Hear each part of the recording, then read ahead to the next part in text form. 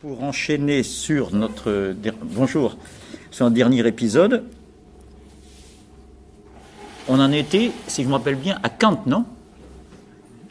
Eh bien non, je vous ai piégé.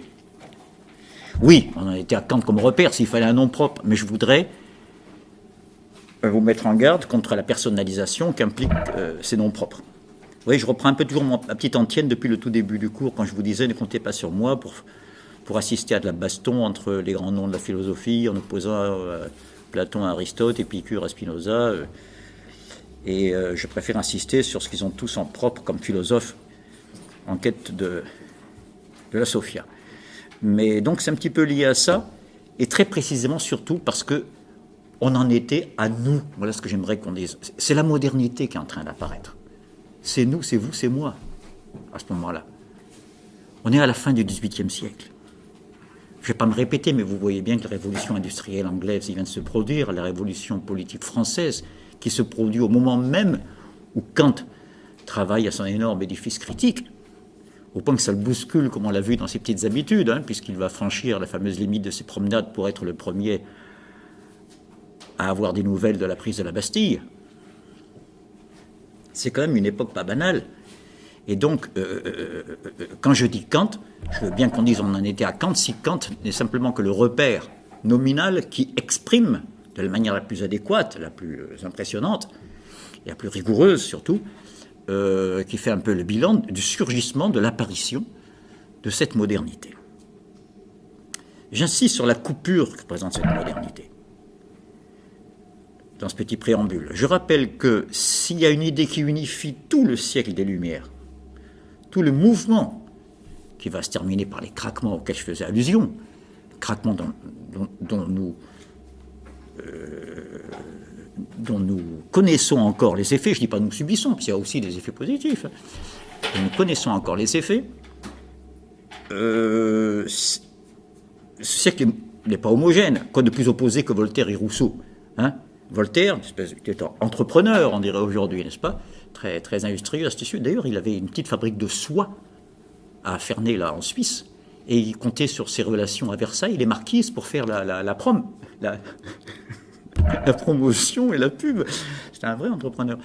Voilà, et puis sa conception en général, il faut cultiver son jardin, il faut renoncer aux errements métaphysiques, s'occuper hic et nunc de ce qu'on a devant nous et enrichir le peu de réalité dont elle est susceptible de s'occuper, voilà. Mais quoi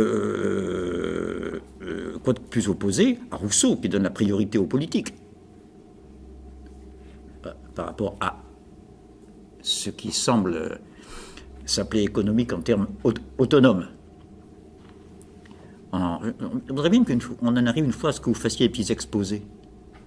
Je voudrais bien que Tristan nous fasse un jour un exposé sur l'autonomie de la science économique, comme question. Voilà. On n'a pas tous les jours de brillants représentants de cette discipline, on en a tous les jours sur les antennes, on n'en a pas tous les jours en chair et en os. Voilà. Donc, ce siècle si divers, le sérieux de Montesquieu, très attentif aux institutions et à ce qu'il y a de concret, un des tout premiers sociologues, le mot n'existait pas, à chercher ce qu'il y a d'objectif dans les lois, que ce ne soit pas seulement de la fantaisie des hommes.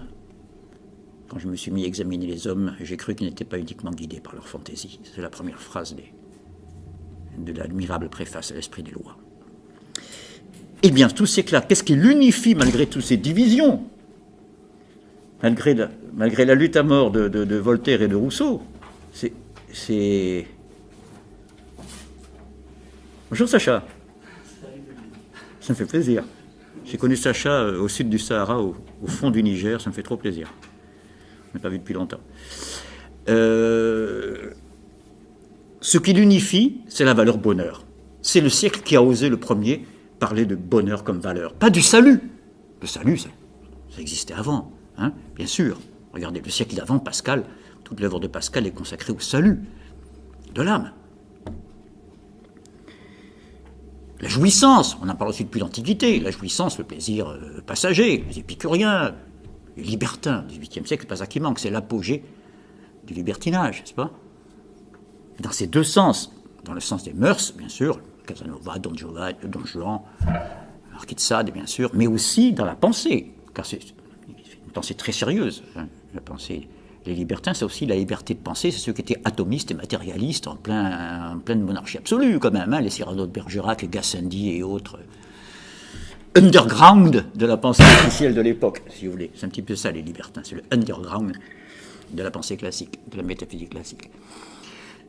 Mais ce qui était nouveau, c'est le bonheur. Je ne veux pas faire un cours sur le bonheur aujourd'hui, bientôt, on va bientôt finir la théorie de la connaissance, passer à la philosophie de l'action, parler de choses plus concrètes qui nous intéressent de manière plus intime. Mais pour l'instant, j'en suis pas là. Mais je rappelle tout de même, pour situer les choses, qu'il faut bien spécifier le bonheur par rapport à des choses qui lui ressemblent. Sur pareil, hein, je vous ai déjà dit qu'on ne va pas se fatiguer à établir la différence entre un dé à coudre et une tronçonneuse. On demande des différences entre des choses qu'on peut confondre, pas entre des choses qu'on ne peut pas confondre. Or, bonheur, plaisir, tout ça se mélange un petit peu. Donc, soyons clairs. Ce qui caractérise le bonheur, je vais rapidement, d'abord, c'est lié à une certaine durée par rapport au plaisir ou à la jouissance, qui peut être extrêmement intense, mais évanescente. Une durée, et il a un rapport nécessaire au monde. Voilà les deux caractéristiques. Au monde extérieur, car je peux être en prison, être condamné, etc., et en même temps avoir la paix intérieure. La paix, c'est autre chose. Vous voyez, je peux avoir l'équilibre, la paix, par la méditation, ce que vous voulez, à la limite, pourquoi pas. Mais tandis que le bonheur suppose une relation positive au monde. Une couleur dorée dans le bonheur, hein, comme celle du soleil, et des oranges et de l'or. Pardon. Donc, pourquoi je parle du bonheur maintenant? Parce que cette valeur arrive à réunir Voltaire et Rousseau. Rien ne les oppose plus que la manière d'arriver au bonheur, les deux, c'est sûr. Hein. Voltaire, en gros, par libre entreprise, et Rousseau par la justice sociale, disons. Mais ce siècle ne parle que de ça, cette notion non pas religieuse comme le salut, mais laïque, puisqu'elle est liée au rapport au monde ici-bas, et non pas une béatitude promise après la mort, ce qui est très respectable, qui n'est pas en discussion ici, mais qui est une notion bien distincte. Vous allez voir où je vais en arriver, j'y arrive tout de suite maintenant. En quelques années, en moins d'une génération, je saute maintenant les craquements dont j'ai parlé tout à l'heure et je me rapporte tout de suite au début de la modernité. Je saute, j'imagine la fin du siècle des Lumières, je saute la Révolution, les guerres de l'Empire, je suis dans la Restauration. On ne parle que de malheur. Les professeurs de littérature savent bien qu'on appelle ça le mal du siècle. Ce qui caractérise la période moderne, à partir un petit peu après par la révolution industrielle, commençant à entrer dans les mœurs, un petit peu à transformer progressivement notre vie, plus lentement dans la ruralité, plus vite dans les villes. Il y a ce malheur. Si je vous lis des textes de gens qui ont le mieux exprimé le mal du siècle, je ne pense pas seulement à Chateaubriand, je pense au jeune Chateaubriand, à René, les inquiétudes de René, mais à un auteur remarquable, celui qui a sans doute le plus chirurgicalement analysé le mal du siècle, en lui, avec beaucoup d'objectivité, ce qui a un mérite, c'est Sénancour, qui est un peu moins connu que Chateaubriand, qui est un écrivain admirable.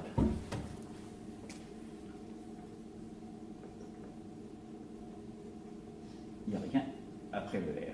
Sénancour, hein, c'est un mot, ceci, voilà. Qui a écrit un seul bouquin, donc je ne sais pas si vous le trouvez, vous le trouvez en folio, je crois, en édition de poche, qui s'appelle Obermann. Hein, c'est le titre du héros de son roman épistolaire. Obermann. Vous trouvez des analyses extraordinaires. C'est un jeune gentilhomme, hein, dans une lettre, il dit je suis fortuné, je veux dire entouré d'amis, etc. Et je mène une triste vie, en moi un vide que rien ne remplit. Enfin, c'est des choses qui vous sont familières, c'est devenu le béaba de la littérature moderne.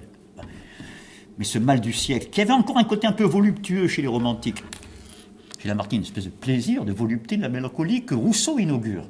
Vous retenez bien ça. Être à Malesherbes, dont je vous ai parlé la dernière fois, je ne vous ai pas parlé de ce passage, mais il dit à un moment donné qu'il était gagné par une certaine tristesse, je cite, que je n'aurais pas voulu ne pas avoir. Il y avait dans cette volupté, dans cette pointe de la mélancolie, une volupté. Et voilà que, dans la progression de la modernité, je passe rapidement des romantiques à Baudelaire, je prends des repères littéraires, parce que scolairement, ils sont à peu près en place.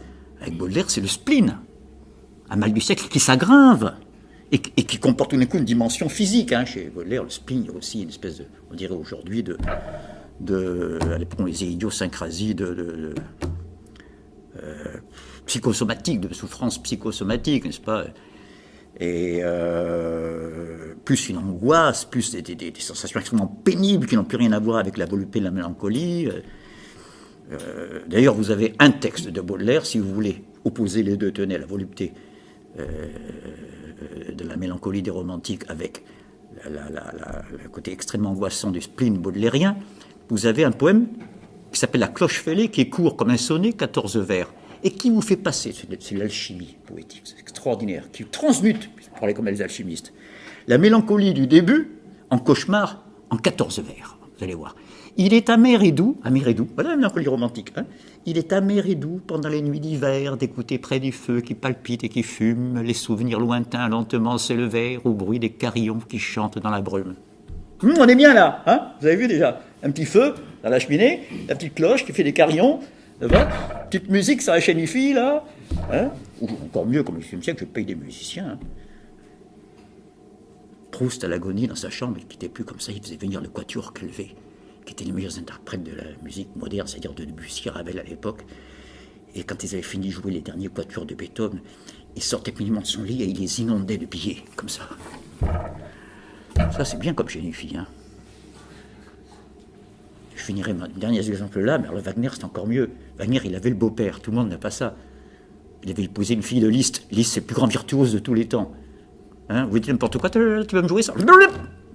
Alors, je ne peux pas me jouer le prélude et fugue de Bach, là, Liszt tout de suite dans le salon. Ou la version pour piano de la 5e symphonie de Beethoven, tout de suite au piano. Donc, voilà.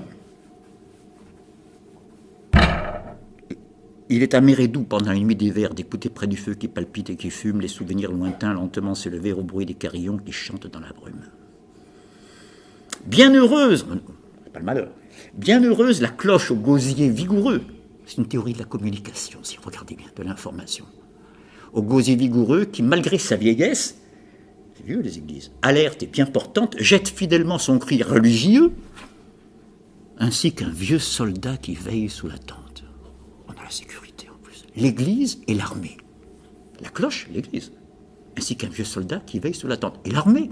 Dormez tranquille, braves gens. Ça, c'est pas moi. Ça, c'est eux. Les gens courants. Ceux qui vivent au rythme de la bonne cloche. Et là commencent les tercets.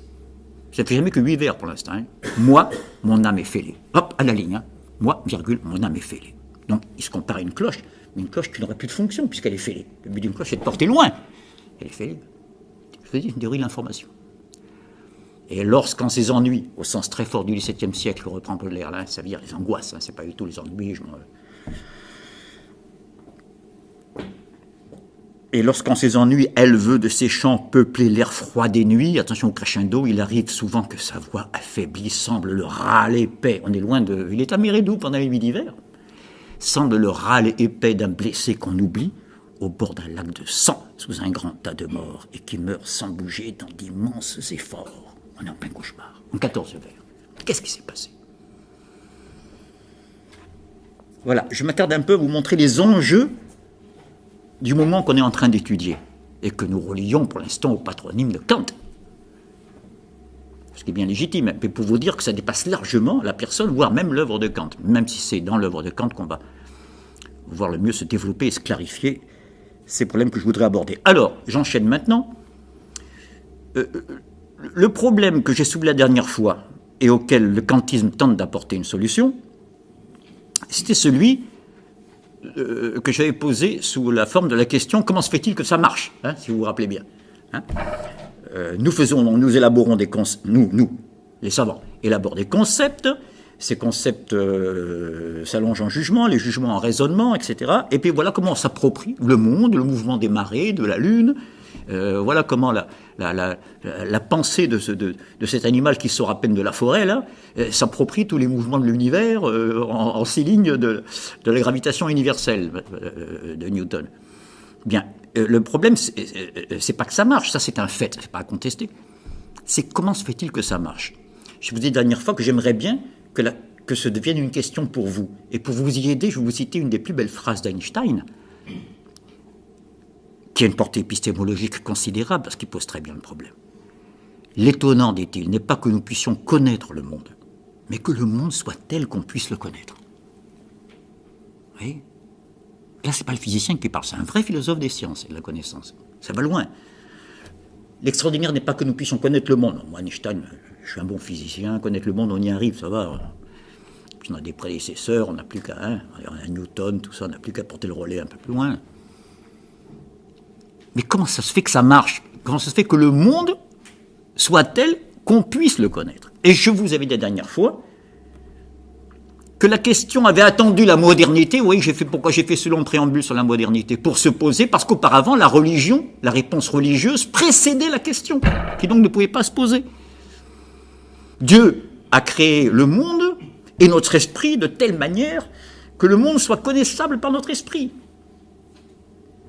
Je vous avais cité Spinoza, qui dit que l'ordre et la connexion des idées est le même que celui des choses. L'ordre et l'enchaînement des théorèmes dans une modélisation scientifique est le même que celui qui se passe dans la réalité entre d'abord de l'air chaud et de l'air froid, et donc ça fait du vent, puis le vent chasse les nuages, puis ça fait la sécheresse. Bon. Donc,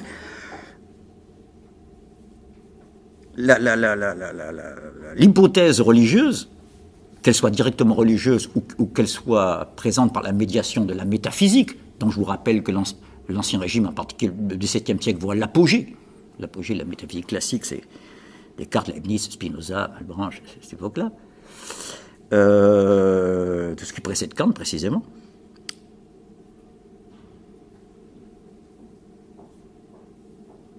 C'est le fait que ça marche qui pose un problème. Et, à partir de là, je crois que j'arrive à l'essentiel du résultat la dernière fois, la solution kantienne consistait à changer complètement la relation sujet-objet dans l'opération connaissance. Jusqu'ici, je vous avais fait un petit schéma, vous vous rappelez? L'objet avait le statut d'un miroir, c'est l'image que j'avais prise, j'ai pris une métaphore optique. Le sujet était passif comme un miroir. La conscience est affectée par des impressions qui lui viennent de l'extérieur, des sensations, des perceptions. Et qu'elle enregistre, voilà, et puis après qu'elle stocke dans sa mémoire un modèle un peu fini. Et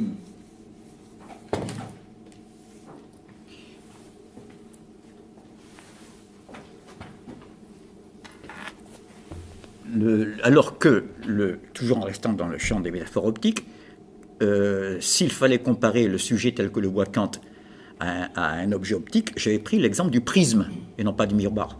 La grande différence étant que le miroir essaye d'être le plus fidèle possible, mieux il est fait, plus il est fidèle à la réalité qui est devant lui, alors que le prisme, au contraire, est une petite usine qui transforme la lumière blanche qui arrive à l'entrée et à la sortie dans une lumière colorée, spectre de Newton, etc. Donc le sujet n'est plus un enregistreur passif. Il n'est plus déterminé, on en était au déterminisme, il n'est plus déterminé de l'extérieur, comme un enfant, comme un écolier, dit Kant dans la préface que je vous ai lue, qui laisse dire au maître tout ce qui lui plaît, d'accord? Mais il est une véritable... un véritable lieu de transformation, j'avais dit une petite usine, intellectuellement parlant. Et donc je reprends un petit peu ce schéma, et je vais enchaîner à partir de là, vous voyez. J'avais appelé ici la pensée classique, J'avais mis la pensée pré-critique, si je me souviens bien, puisqu'on lit la philosophie de Kant au criticisme, pré-critique. Donc, qu'on soit empiriste ou rationaliste, qu'on soit croyant ou athée, dans tous les cas, le sujet, qui est ici, se comporte comme un miroir, n'est-ce pas? Et j'avais pris un exemple, comme je suis mauvais dessinateur, je me contente de faire une fleur. Voilà. Et puis, avec l'inéquation bien formulée par la formule scolastique, il n'est rien dans l'esprit qui ne soit d'abord passé par les sens. Nisi est il intellectu, quod prius fuit in sensu. Effectivement, il ne peut rien avoir dans le miroir s'il n'y a pas eu d'abord quelque chose devant le miroir. Ça a l'air de tomber sous le sens. Alors que, chez Kant, je vous ai dit, le sujet c'est ça, c'est-à-dire, il y arrive bien quelque chose de l'extérieur. Kant n'est pas un idéaliste, je vais y arriver aujourd'hui à ces notions, mais il ne se contente pas de les enregistrer passivement, il transforme ce qui lui arrive en quoi? Eh bien, c'est la notion qu'on va voir aujourd'hui. Dans le monde qui nous entoure, notre perception, ce que Kant appelle le phénomène. C'est ça sur lequel on va s'appesantir aujourd'hui. Mais auparavant, je voudrais multiplier quelques images. La pensée de Kant est un tel renversement qu'il faut la rendre un peu concrète. J'ai pris l'exemple du prisme déjà comme image, mais je peux prendre une autre image, c'est imaginer que nous soyons, vous et moi, nés avec des lunettes jaunes, qu'on ne puisse pas les enlever. Platon, le mythe de la caverne, il commence comme ça. Hein. Nous sommes enchaînés depuis notre naissance, encore libérés, imaginons que notre vue soit enchaînée, les lunettes jaunes. Il est évident que nous prendrions le jaune pour une propriété de l'être, du monde extérieur. Oui. Et bien, le travail de Kant, c'est ça l'éthique de la raison pure, c'est de faire l'examen de ce qui nous vient dans le monde extérieur et ce que nous apportons-nous. Parce que si on mélange les deux, on ne saura plus est-ce qu'objectif et que subjectif. C'est ça le gros travail qu'il a fait. Car ce qui nous est donné, contrairement à ce que pensaient les empiristes, qui pensaient que ce qui nous est donné, c'est le sensible, toucher, voir, etc. On a vu à quel point il fait énormément de médiation dans ce pseudo-immédiat. Et puis plus je regarde la Terre, moi je la vois bouger. Hein, c'est pas ça qui va nous donner la vérité scientifique, les yeux. Je ne parle pas des espaces en 11 dimensions, comme on parle dans les mathématiques d'aujourd'hui. De la théorie des cordes. Vous avez entendu parler de la théorie des cordes? Vous m'expliquerez. Hein. C'est un des derniers cris de pensée théorique. Et le fait que je prenne cette image des lunettes jaunes, c'est pour mieux vous faire comprendre ce que signifie ici a priori et transcendantal. Parce que la lumière jaune n'est pas une transcendance, elle est là, chaque chose que je vois. Elle est là, elle est immanente à toutes les choses que je vois. Et du coup, j'ai l'impression qu'elle émane des objets. Alors que c'est moi le projecteur qui envoie cette coloration. Donc, c'est ça la modernité. À l'origine, le sujet ne prend rien sur lui. C'est Dieu ou la nature qui sont importants. Et je me débrouille avec ce qu'ils font de moi. Tandis que là, et je vous ai dit que c'est pas un hasard si c'est contemporain de la Révolution française, il y a une véritable émancipation du sujet. Le sujet est à la fois légiféré et législateur. C'est là que je vais m'accrocher un petit peu plus aujourd'hui. En insistant sur, non pas de nouvelles oppositions, je vais les regrouper après, mais sur les enjeux de ces oppositions. Rationalisme, empirisme, dogmatisme, scepticisme, tout ça c'est un théâtre d'ombre chinoises qui se passe sur le fond de la caverne et qui dissimule des enjeux beaucoup plus concrets. Par exemple, l'opposition rationalisme-empirisme. Dois-je baser la connaissance sur l'expérience, empirisme, en particulier l'expérience sensible, ou sur le raisonnement, les énoncés, le logos, la ratio, la raison, bref, le rationalisme. Un exemple d'enjeu. Si c'est l'empirisme qui a raison, je suis déterminé par le monde extérieur, n'est-ce pas? Ce qui est en moi n'est qu'un effet dans la cause est là. Donc, premièrement, je suis toujours après et c'est toujours le réel qui est avant. Et donc, je fais une affirmation qui, en métaphysique, là je fais un seuil, qui n'est plus scientifique, s'appelle le réalisme. Attention, hein, je ne suis pas du tout en train de parler du réalisme littéraire ici. Hein. Mais du réalisme opposé à l'idéalisme. Encore une dichotomie, mais je vais vous les regrouper pour vous montrer que ce n'est pas si compliqué que ça, c'est un peu la même, sous forme de thème de variation. Réalisme qui s'oppose à l'idéalisme. Ça, c'est comme des tables de multiplication hein, dans l'histoire de la pensée. L'un est un antonyme de l'autre. Donc, réalisme, le monde extérieur existe indépendamment de ma pensée, du fait que je le pense, que je le vois, etc. Ah ben, vous me direz, ben, c'est ce que pense la buraliste du coin, hein. Ben oui, évidemment. Beaucoup plus inattendu, l'idéalisme, n'est-ce pas? Beaucoup plus éloigné de l'opinion immédiate, pour lequel, exactement l'inverse, le monde qui nous entoure n'est pas la réalité, mais est le reflet du sujet. voyez, dans le précédent, c'est moi qui suis le reflet miroir du réel. Théorie du reflet. Alors que dans l'idéalisme, pensez au rêve. Je crois voir apparaître ma grand-mère, mais c'est moi le projecteur. C'est pas quand je rêve d'elle alors qu'elle est morte depuis 20 ans. C'est pas là, tout ce que je crois être extérieur, n'est-ce pas, n'est en fait que le reflet du monde intérieur qui est en moi, pour aller très vite. De ma propre fantasmatique au sens propre, fantasma voulant dire production d'image ici. Je dis ça parce que le mot fantaisie dans les langues nordiques, allemandes et anglaises, n'ont pas tout à fait le même sens, un peu léger qu'en français. Hein. Très important. Dans le champ de l'imaginaire. Donc, le fait de... vous voyez les enjeux qu'il y a, idéalisme, réalisme, c'est qu'il n'y a rien d'autre que la mort et la vie comme enjeu. Eh bien oui, si je dépends du monde extérieur, c'est plus angoissant. Je n'ai pas mon principe en moi-même.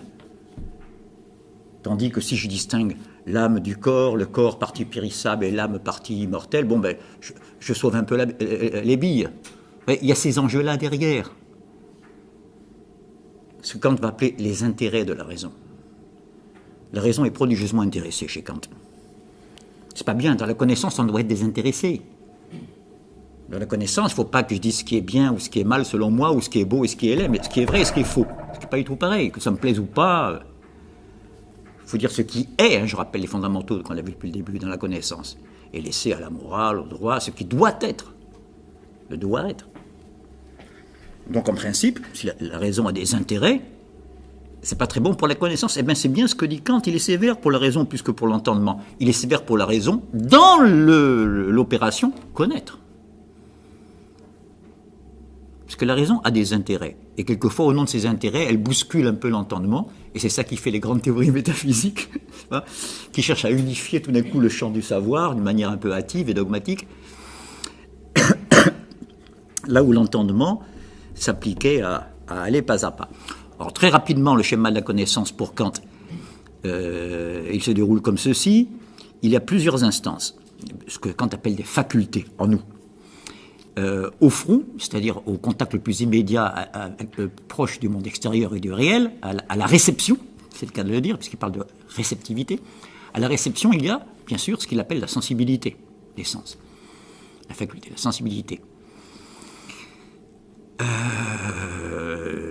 Puis il y a l'entendement, de manière plus intériorisée, la faculté des concepts. Là, il ne s'agit plus seulement de voir apparaître quelque chose, mais de dire c'est un raton laveur et non pas un micro.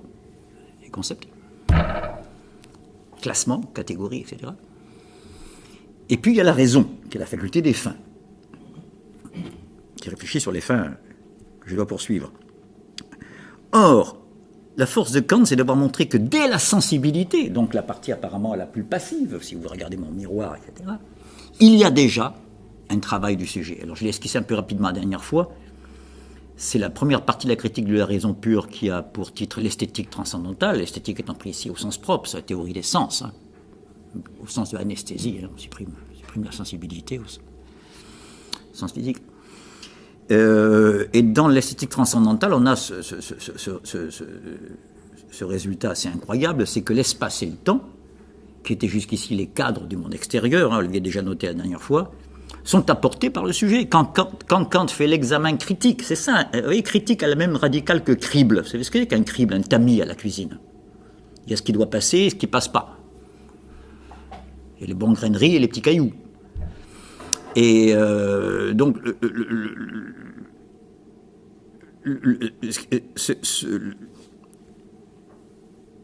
quand il fait l'examen critique, quand il passe au crible, ce qui vient de nous et ce qui vient de l'extérieur,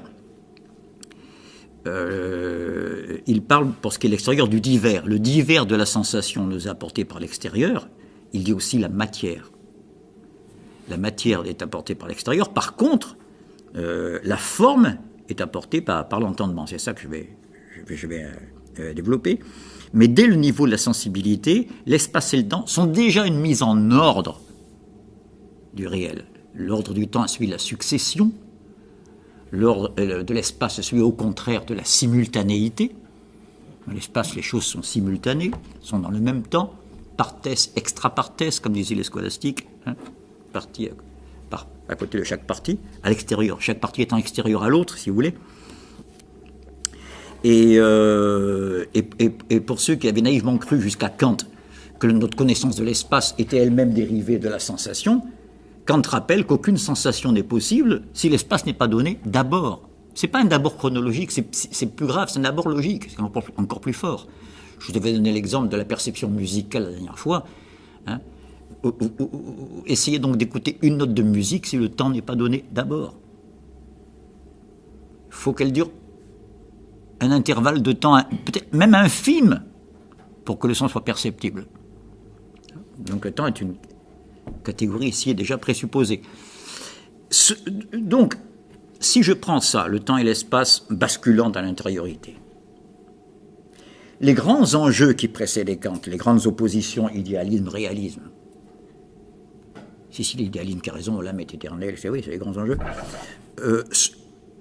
Kant leur apporte une solution, mais pas du tout au sens mathématique. La solution mathématique, c'est x égale 2 à la fin, hein, quand on pose la question, l'inconnu. La solution ici, c'est de poser le problème sur des bases complètement nouvelles qui font qu'on ne peut plus le poser comme auparavant. Autrement dit, montrer que le problème tel qu'on l'a posé auparavant est une impasse, sans fin assignable, une illusion, si vous voulez. Hein. C'est comme un peu aux enfants à qui on dit de courir après l'arc-en-ciel, parce qu'au pied de l'arc-en-ciel, il y a un trésor qui se dérobe au fur et à mesure qu'on va... Ça, les illusions. Alors, qu'est-ce qu'il veut dire par là? Eh bien, rappelez-vous notre problème. Il y avait Newton qui nous donnait l'intelligibilité du monde qui nous entoure. Et qui commençait à donner corps au rêve de Descartes de rendre l'homme maître et possesseur de la nature, puisqu'il commençait à en connaître les lois, et jamais autant que grâce à Newton à l'époque, n'est-ce pas? Et quand on connaît les lois qui dirigent un processus, eh bien on commande ce processus. Et puis il y avait Hume, rappelez-vous, qui avait dit oui, ça marche, mais bon sang, ça marche. Il y a beaucoup de choses fausses basées sur l'habitude, qui est une notion subjective, qu'on a pris pour des lois objectives, et donc tant que ça marche très bien, un coup de peau, mais enfin, je veux dire, c'est un peu embêtant que ce qui fait marcher l'humanité soit sur des bases aussi peu fondées en droit. Hein. Je ne développe pas cette problématique, on avait bien insisté la dernière fois. Vous voyez maintenant comment Kant résout le problème. Hume a tort. Les lois de Newton sont bien universelles, avec petite réserve qu'on verra après, quand la théorie de relativité est venue un peu limiter cette universalité. Mais enfin, ça s'applique bien à tous les corps qui ne vont pas trop près de la vitesse de la lumière, disons, pour aller très vite. La mécanique newtonienne, elle marche, sous pas d'exception. Il n'y a pas besoin d'attendre, comme Hume, qu'une expérience vienne un jour démentir que l'eau bout à 100 degrés. Non, c'est pas ça. Mais il ne faut pas croire que nous avons trouvé les lois qui régissent le réel objectif. C'est ça l'apport de Kant. Ces lois régissent ce qu'il appelle, je vous le dis encore une deuxième fois, le phénomène.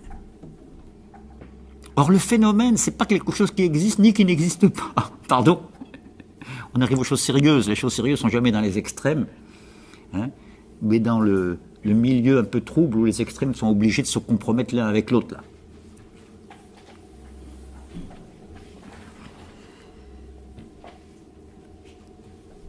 Si Kant avait été un idéaliste au sens, je vous le rappelle, hein, si on mettait la définition, position de pensée pour laquelle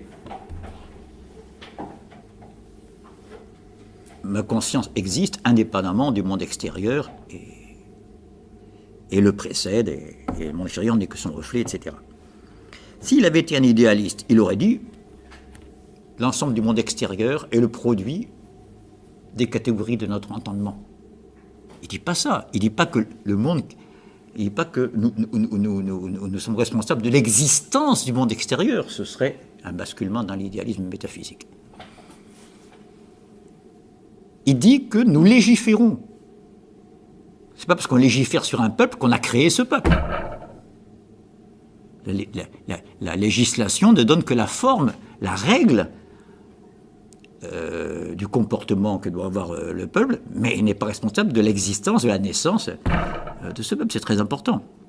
Donc, lorsqu'il dit phénomène, c'est une notion à regarder de près.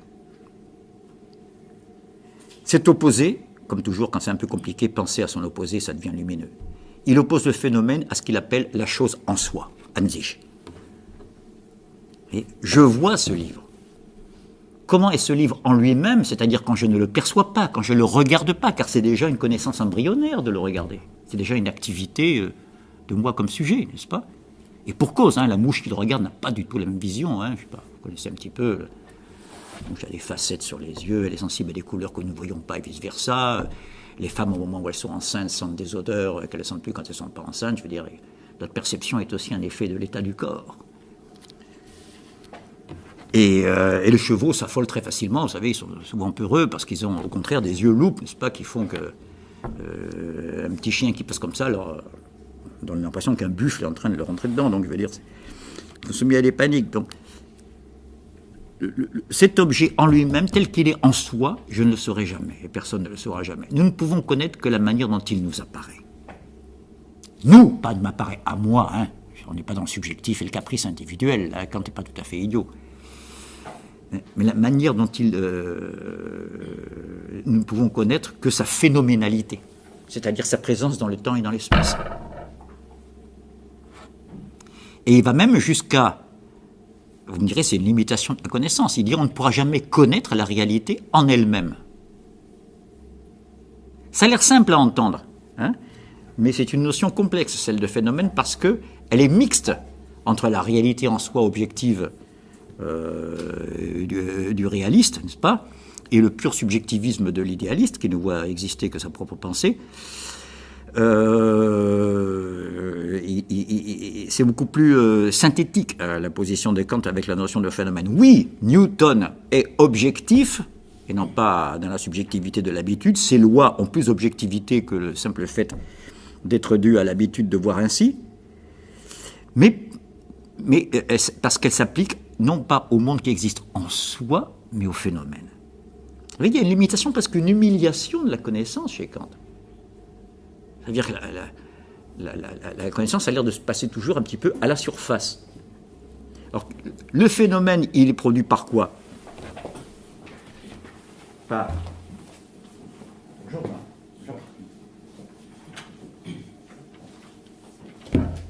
Du divers, je reprends ce qui est ici, pardon, hein, je dessine très mal, c'est censé être un point d'interrogation plus tard, hein, je vais le refaire. Ça c'est la chose en soi, c'est pour ça que je mets un point d'interrogation. Oui, donc, il y a des choses, n'est-ce pas, qui nous viennent du divers, je mets des points d'interrogation. Les odeurs, des parfums, des ouï-dire, peu importe. Et puis, ça, c'est ce qu'il appelle le divers du sensible. Hein. Divers sensible. Il dit aussi que c'est la matière de la connaissance. Le combat n'est pas idéaliste. Hein. Le sujet ne crée pas la matière de la connaissance. Mais il crée quoi? C'est ce qu'on va voir maintenant. En sens inverse. Là. Ici, il y a ce que j'oppose à la matière, ce qu'il oppose à la matière, la forme.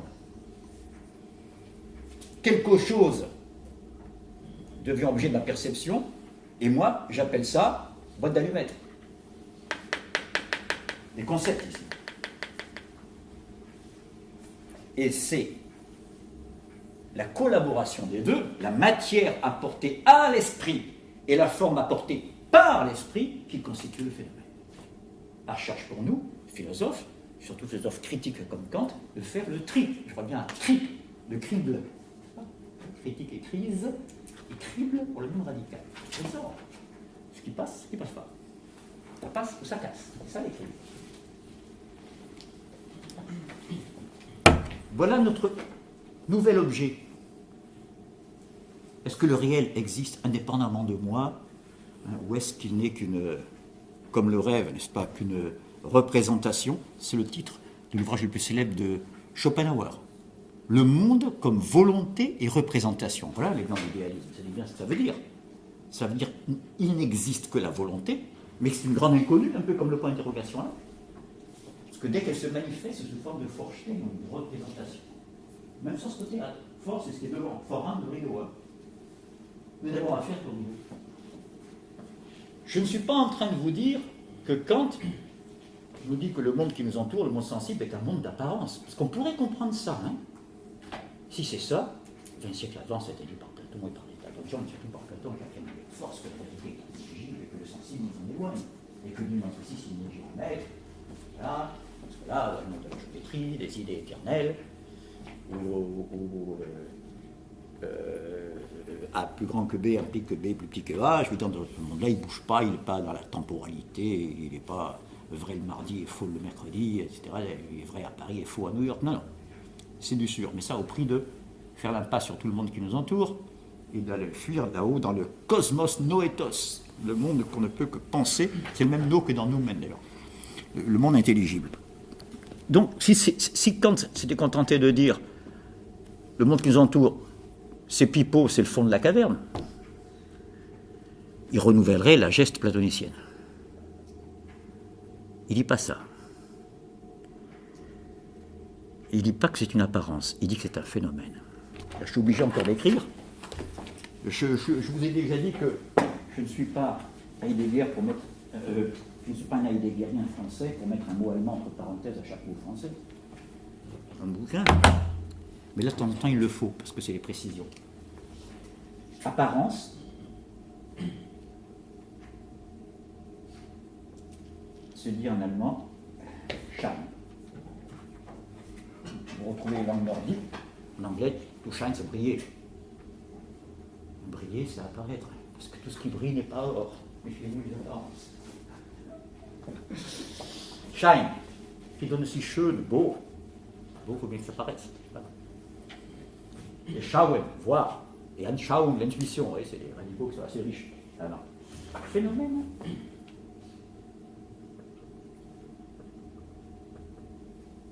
C'est Erschein. UNGF. Hein. Erscheinung, j'écris mal. E-R-S-H-E-I. Hein. Vous retrouvez donc Schein ici, hein, bien sûr.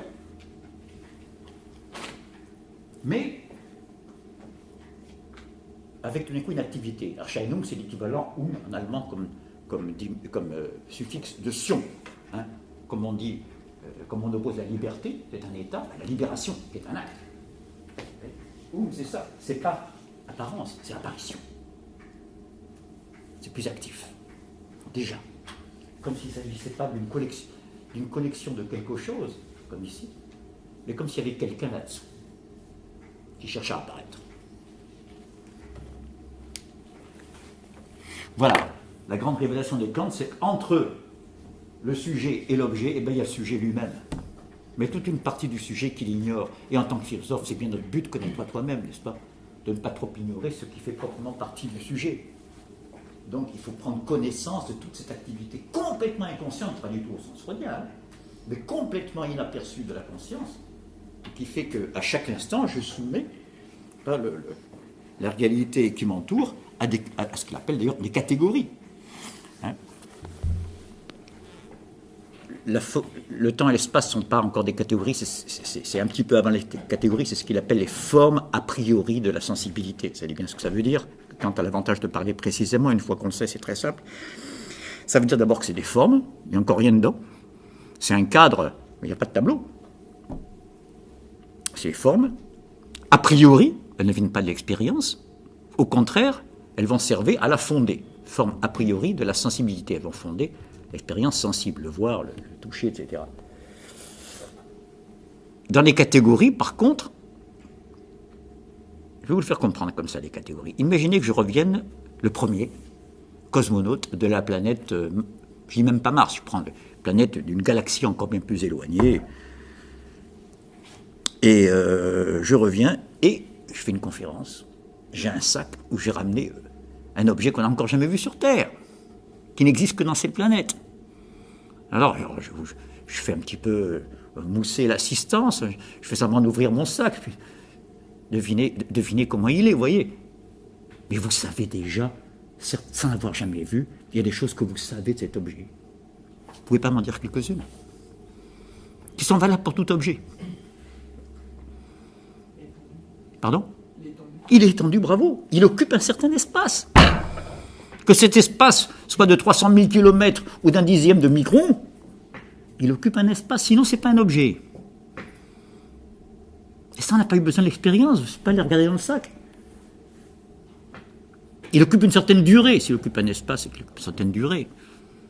Sinon, il disparaîtrait à chaque instant, au moment où il apparaît, il a déjà disparu.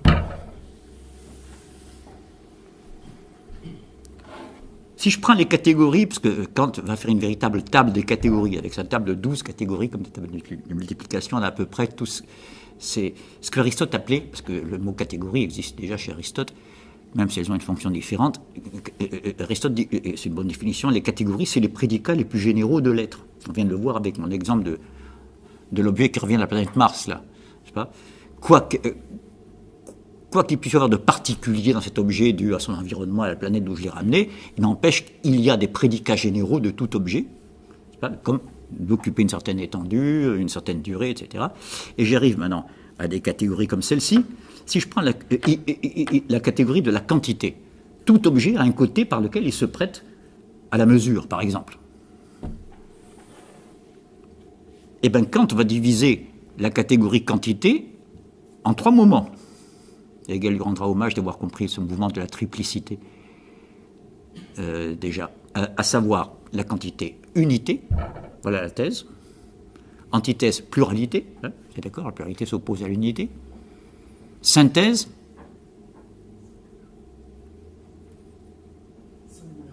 pardon ? Singularité.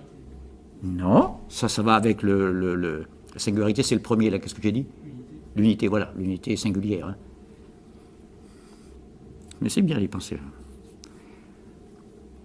Allez, je vous guide. Un caillou, tout seul, l'unité. Un tas de cailloux, la pluralité.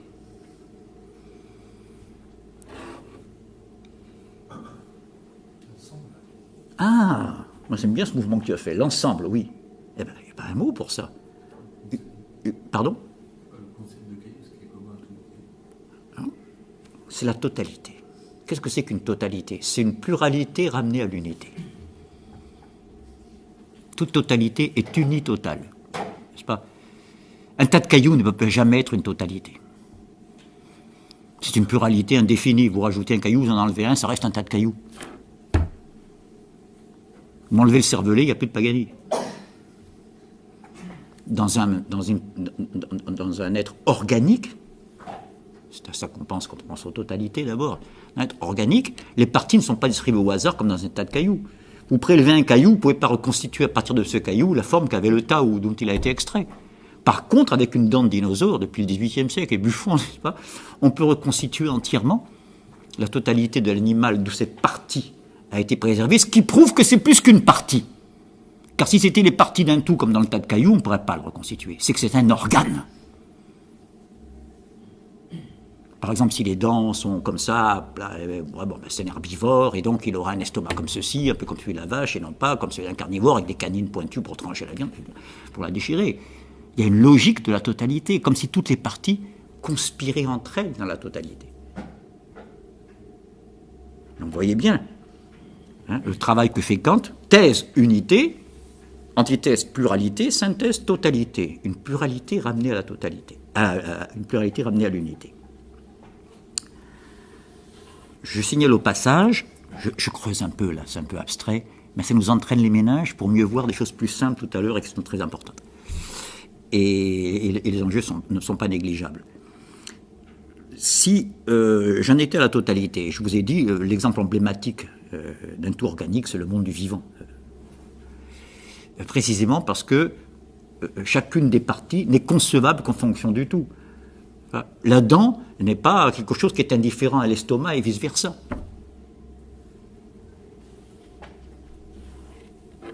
Mais attention à ne pas avoir une vision trop spatiale de la totalité. C'est une mise en garde à laquelle je tiens personnellement.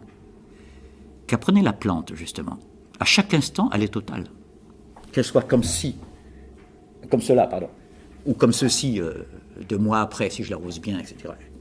Bon, vous voyez bien que beaucoup de choses changent. La taille, n'est-ce pas, la hauteur, l'épaisseur de l'écorce, si c'est un arbre. Mais il y a des choses qui ne changent pas. Dans le cas d'un arbre, il y aura toujours la structure, les racines, le tronc, le feuillage au-dessus, n'est-ce pas, il n'y aura pas les les racines sous la terre, sauf dans le cas des baobabs. Vous avez déjà vu des photos de baobabs, ou peut-être des baobabs en réalité, hein? On a l'impression que l'arbre a été fiché par la tête dans le sol et qu'il y a ses racines qui sont en l'air. Il a des branches un peu comme ça. Je dis ça parce que les Africains, les Malgaches en particulier, où il y a beaucoup de baobabs, disent que c'est les dieux qui ont envoyé les baobabs comme ça, ils sont tombés sur la tête, ils sont enterrés par la tête. Donc, la plante a des éléments invariants et des éléments qui changent. Mais ça veut dire que quand je la prends à ce stade-là, il ne faut pas que je dise j'ai la plante totale devant moi. Je suis en train de m'apercevoir qu'elle a encore des étapes à faire. Et donc sa totalité se déroule dans le temps. C'est ce point-là sur lequel je veux insister, un peu délicat, mais qui va nous servir plus tard. Ce n'est pas la totalité d'une maison. La maison serait un tout, dont les fenêtres seraient des parties, ou la salle de bain serait une partie. Ça, c'est une totalité spatiale, qui correspond bien au concept de totalité comme on l'a vu chez Kant, c'est-à-dire où tout a une fonction, la cuisine est là, le salon est là, les tuyaux, machin. Mais, la colonne électrique, etc. Mais, une totalité dans l'espace, ça y est, elle est figée. Elle n'est pas évolutive. Tandis que, si je prends l'exemple du vivant, par exemple, on ne peut parler de la totalité de la plante que lorsqu'elle a achevé son processus.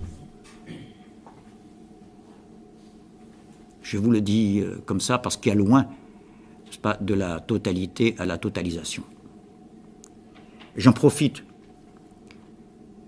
puisque personne ne se réclame que je sache du totalitarisme en politique et qu'il y a un consensus antitotalitaire. Il n'y a pas beaucoup de consensus, donc on va en profiter.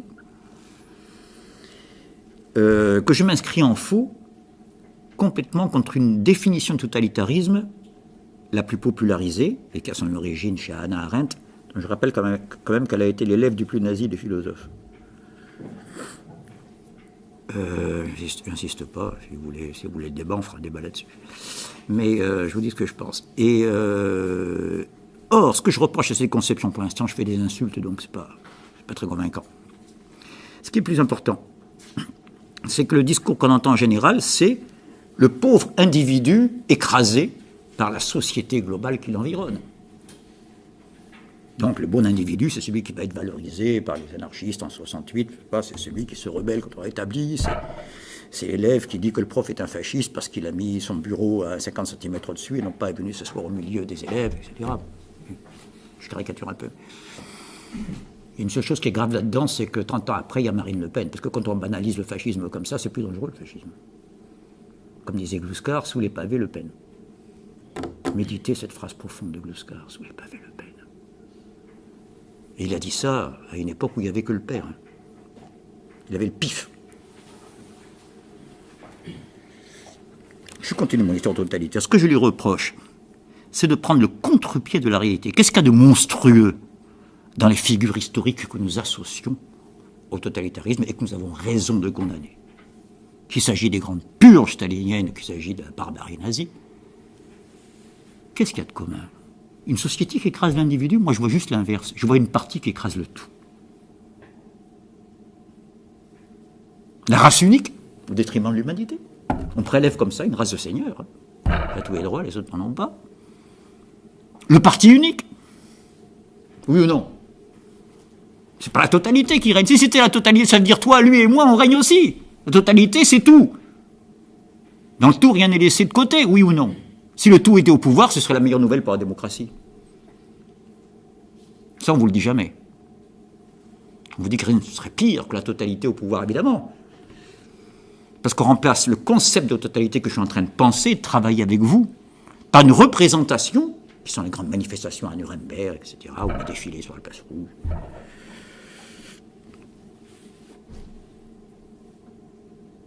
Bref, on a remplacé les concepts par des images, ce qui est très dangereux. Nous parlons car ça crée de la confusion, et c'est sur la confusion que fleurissent les pires théories politiques.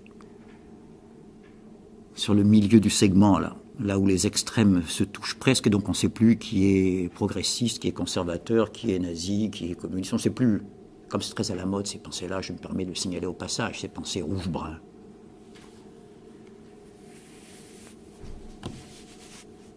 Goethe, contemporain de Kant, un grand Allemand dont Nietzsche disait il sera toujours au-dessus des Allemands. il leur appartiendra jamais. Un bon Allemand, même au dire de ce terrible anti-allemand qu'est Nietzsche, enfin qui est devenu anti-allemand sur le terrain pour emmerder Wagner, mais c'est une autre histoire. Le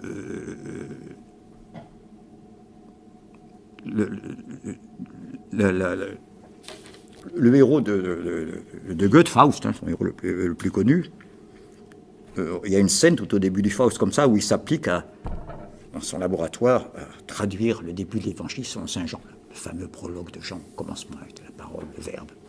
C'est important. Il le traduit, il veut le traduire. C'est un tic allemand, ça. Hein. L'Allemagne moderne a commencé quand Luther a traduit la Bible en allemand. Historiquement, vous imaginez pas. Auparavant, tout ce qu'il y avait... Bon, on était analphabètes, 90% des gens, c'est pas, et donc mais ils étaient pieux, ils allaient à l'église et tout. Qu'est-ce qu'on dit dans l'évangile? Il fallait passer par l'église. Hors de l'église, point de salut, pour interpréter. Donc c'est un acte politique fondamental pour Luther de traduire la Bible en allemand. Ça ne dépend plus de Rome là-bas, compréhension, on ne peut pas nous expliquer.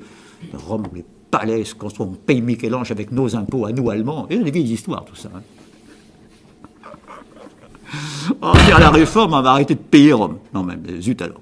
Bon, je ne défends pas Rome non plus. Mais je défends les peintures de Michel-Ange.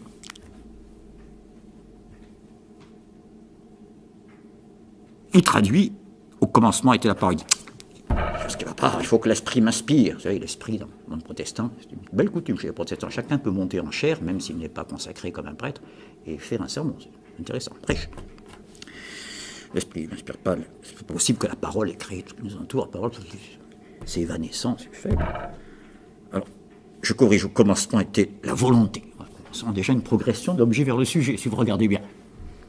Ah, il ne faut pas que la plume soit pressée, c'est un admirable passage. Je vais traduire, au commencement était la force. S'il n'y a pas une force au départ, si vous voulez.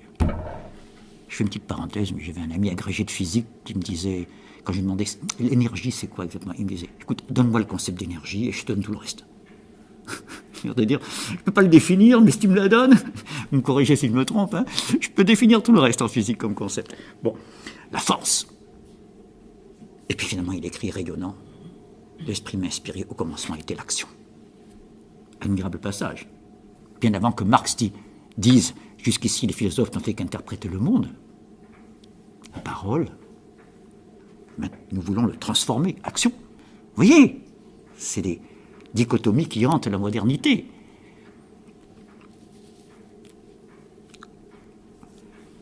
Donc, j'ai fait cette parenthèse un peu longue pour vous rendre attentif à cette notion un peu délicate de totalité dans le temps. Je finis ma parenthèse politique pour vous dire que je ne suis pas en train de défendre les régimes désignés comme totalitaires contre ceux qui les condamnent. Je dis que ce qui est criminel en eux, ce n'est pas que le tout y ait exercé un diktat sur la pauvre partie, que je suis entre autres, mais au contraire qu'une partie s'est arrogé le droit de parler au nom du tout.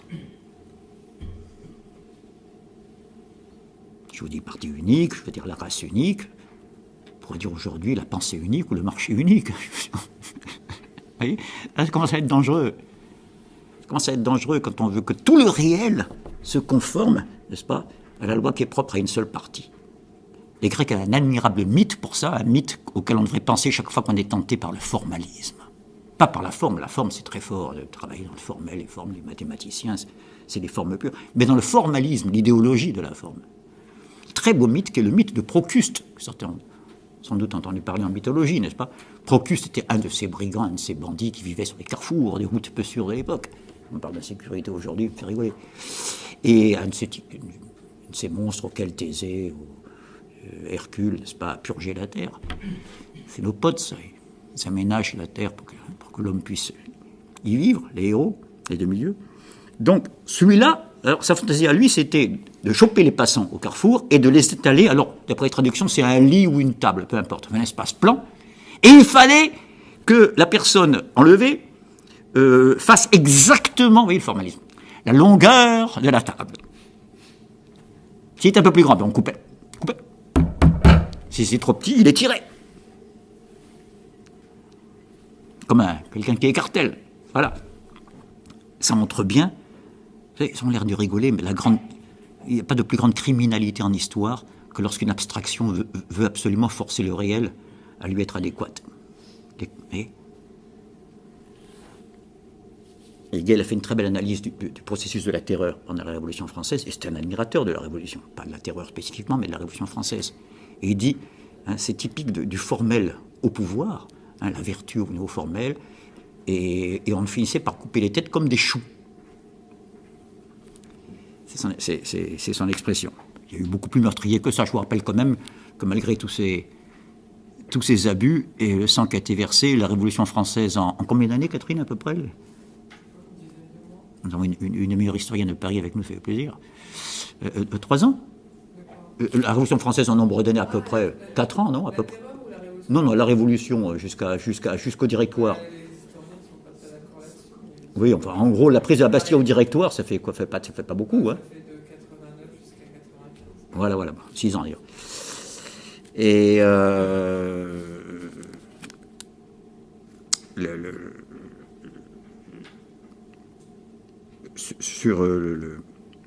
j'ai perdu mon fil. Merci. Pendant ces 6 ans, il y a X milliers de morts. Pendant la Commune de Paris, en 3 semaines, il y en a eu 75 000 liquidés. Ah, c'est pas les mêmes, hein, c'est des ouvriers, des trucs comme ça, je ne voulais pas comparer quand même. Enfin, voilà, on en parle beaucoup moins. Voilà. Je ne suis pas en train de faire le compte des cadavres, mais comme il y en a qui le font, de temps en temps, il faut mettre les choses en place.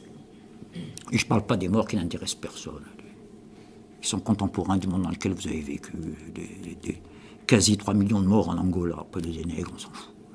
2 millions au Vietnam, 50 000 Américains qui ont laissé la peau au Vietnam, 2 millions de Vietnamiens. Moi, je suis né en 1945 à Hanoï, sous les bombes américaines qui étaient là pour les Japonais à l'époque. Et on se battait déjà contre le communisme subversif. Donc, c'est des carnages permanents, tout ça. Et surtout, pour moi, si je faisais une petite pétition, c'est idiot ce que je dirais. Je suis en train de dire qu'il y a des morts plus prioritaires que je ne fais pas un concours chez les Maccabées. Mais tout de même, peut-être parce que j'y ai vécu beaucoup et que ce sont des instituteurs africains qui m'ont alphabétisé, j'ai quand même une dette culturelle à l'égard du continent, mais c'est les massacres de l'Afrique dite des Grands Lacs. Ça fait quoi, 60 ans que ça dure, on en a plus de 15 millions de morts dans une indifférence générale. Voilà. Ceci parce que nous avons parlé de totalité, unité, pluralité, totalité. Voilà les catégories. Si vous oubliez ce que ça veut dire chez Kant, pensez à une petite histoire du cosmonaute qui revient et dont vous pouvez deviner a priori, Kant vous y encourage avant d'ouvrir le sac, certaines propriétés qui sont propres à tous les objets qui apparaissent dans le champ du phénomène du temps et de l'espace, justement. Et cette distinction va lui permettre d'être extrêmement féconde, distinction de tous les objets en phénomène. Et ah oui, je ne vous ai pas dit l'antonyme de phénomène, la chose telle qu'elle est en elle-même, mais qu'on ne peut pas connaître, c'est le noumen chez Kant. On avait un prof de philo qui radotait un peu, je me rappelle une fois, et quand on voulait avoir la paix, on disait « Monsieur, c'est quoi un noumen exactement ?» Il était reparti dans des démonstrations, et on pouvait jouer au Scrabble, n'importe quoi. Voilà. Peut-être ça va m'arriver quand je fais des conférences. Mais parce que je ressasse moi aussi. Donc le noumen, c'est ce qu'on peut jamais connaître, mais c'est pas pour ça qu'on ne doit pas le penser, dit Kant. Si je prends conscience que j'ai des lunettes jaunes depuis ma naissance, je ne sais toujours pas quelle est la couleur du monde, puisque je vous ai dit que je ne pouvais pas les enlever par hypothèse. On est d'accord jusqu'à présent? Donc je n'ai pas une connaissance positive, Kant a raison, du monde de la couleur du monde en elle-même. Par contre, j'ai une connaissance négative. Ça, c'est le point le plus loin où est allé Kant pour se rapprocher de ce qui va suivre après, de Hegel et de la dialectique d'ailleurs. Je sais que le monde n'est pas jaune, car je sais que ça vient de moi. Donc le noumen n'offre aucune connaissance positive. On doit le penser, à défaut de pouvoir le connaître, mais il nous donne indirectement des connaissances négatives. J'ai l'air de couper les cheveux en 4 et d'être dans les subtilités, je vais droit à l'enjeu. Vous savez bien que l'enjeu depuis le début de ce cours, c'est la liberté. On a vu que sans la liberté, la philosophie est impossible, j'y reviens pas, elle est le postulat de la raison pratique. Nous allons bientôt commencer la philosophie de l'action, on est un peu fatigués, vous et moi, de la philosophie de la connaissance, c'est un peu ingrat, on va parler de choses plus intéressantes, qui qui nous regarde d'une manière plus intime, n'est-ce pas, du droit, de la politique, de l'amour, du beau, du laid, du bien, du mal, pas seulement du vrai et du faux, qu'on a la connaissance. Ça va être intéressant. Mais entre les deux, il y a la liberté, qui est la clé de voûte, vous voyez, qui vient terminer notre arche de la philosophie de la connaissance, qui vient la terminer logiquement, et j'espère vous l'avoir démontré un petit peu, mais je vais continuer, mais aussi chronologiquement, puisque je vous ai dit qu'on arrive à la modernité à travers un complexe révolutionnaire entre la fin du XVIIIe et le début du XIXe siècle, et qui ne va pas s'arrêter. 1789, après on essaye de remettre le roi, paf, 1830, et puis après, paf, 1848, et puis la Commune de Paris, et puis la Révolution d'octobre 17, ça n'arrête pas, au point qu'on pourra dire que le XIXe, qui est le seul qui n'a pas de surnom, les autres noms, la Renaissance, les Lumières, le siècle classique, le siècle du roi Soleil, oui, le siècle des révolutions, il n'y a que ça. Donc l'enjeu, je vous dis que cet enjeu, il est contenu dans la notion de liberté, parce que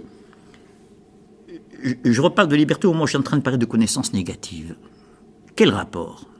Eh bien, si jusque-là le déterminisme niait la liberté au nom de la causalité, il n'y a pas de spontanéité, la chaleur dilate les corps, s'il y a une dilatation, c'est que ça ne vient pas du corps et de sa spontanéité, mais ça vient d'un phénomène, d'un autre objet extérieur à lui qui l'a déterminé, de même, comme j'ai dit tout à l'heure, que s'il y a du vent, c'est parce qu'il y a des masses d'air chaud et d'air froid qui se sont télescopées, différences de pression, etc.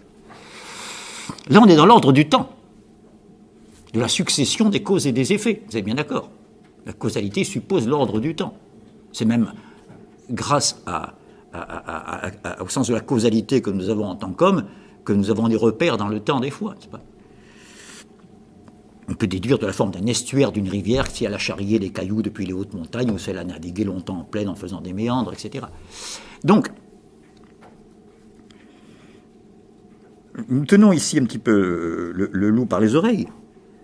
Parce que si ce qui s'oppose à la liberté et ce déterminisme ne concerne plus le réel, c'est la bonne nouvelle que nous annonce Kant, mais seulement le phénomène, nous ne savons pas comment est la chose en soi. Mais ce qui est sûr, c'est qu'elle n'est ni dans le temps, ni dans l'espace. Et donc la liberté redevient possible dans l'ordre de l'être en soi.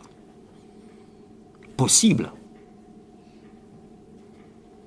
Là encore, je vous donne les trois modalités, vous n'êtes pas obligé de noter tout ça, mais le possible est le premier moment de la modalité, comme on dit en logique. Possible, premier degré de la connaissance, c'est déjà pas mal. Réel, en plus que ce soit possible, là on a carrément la réalité de la chose. Et enfin, nécessaire. Elle n'est pas réelle comme ça par hasard, mais qu'en plus, sur l'effet d'une loi.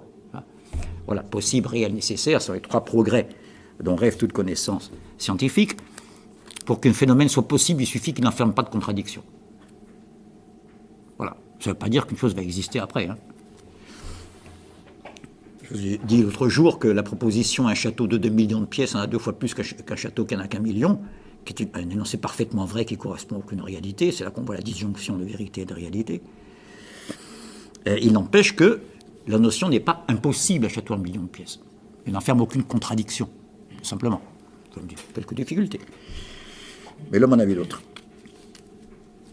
Donc voilà la grande mutation qui se fait avec Kant, cette émancipation du sujet, de la connaissance,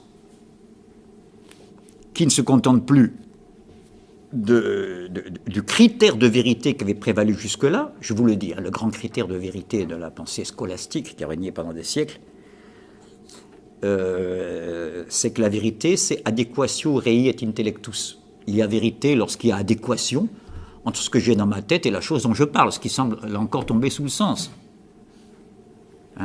Quand la réalité du livre est conforme à ce que j'en dis, que c'est un objet en papier, qui fait tant de grammes, etc. Mais dans cette conception, le sujet est toujours un petit peu en laisse derrière l'objet. Il faut qu'il soit adéquat à un modèle. Il y a toujours le rapport modèle-copie. C'est pour ça que j'ai fait mon histoire de miroir.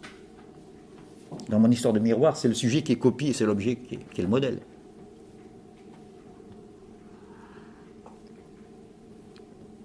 Alors que, dans le cas qui nous occupe ici, à partir de Kant, le critère de vérité, ce n'est plus l'adéquation de l'esprit à la chose, mais l'adéquation de l'esprit, finissez ma phrase. Oui? Non. C'est encore extérieur le phénomène. À lui-même. Que fait un mathématicien quand il ne se contredit pas? Il reste près de soi. Bei sich, comme on dit en allemand. Hein? Ben oui. Il faut bien prendre conscience de ça aujourd'hui, l'adéquation de la pensée à elle-même. C'est pourquoi il était malicieux. Elle était malicieuse l'inscription inscrite au fronton de Delphes et qui donne un programme à la philosophie. Connais-toi toi-même, n'est-ce pas, Gnotise auton. Je vous avais dit la dernière fois que ce qui est important dedans, c'est pas seulement connaître et toi, c'est même.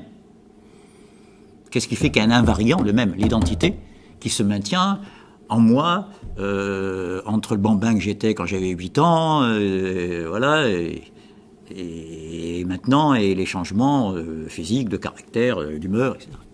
Qu'est-ce qui fait l'invariant, qui fait qu'on peut parler d'une identité?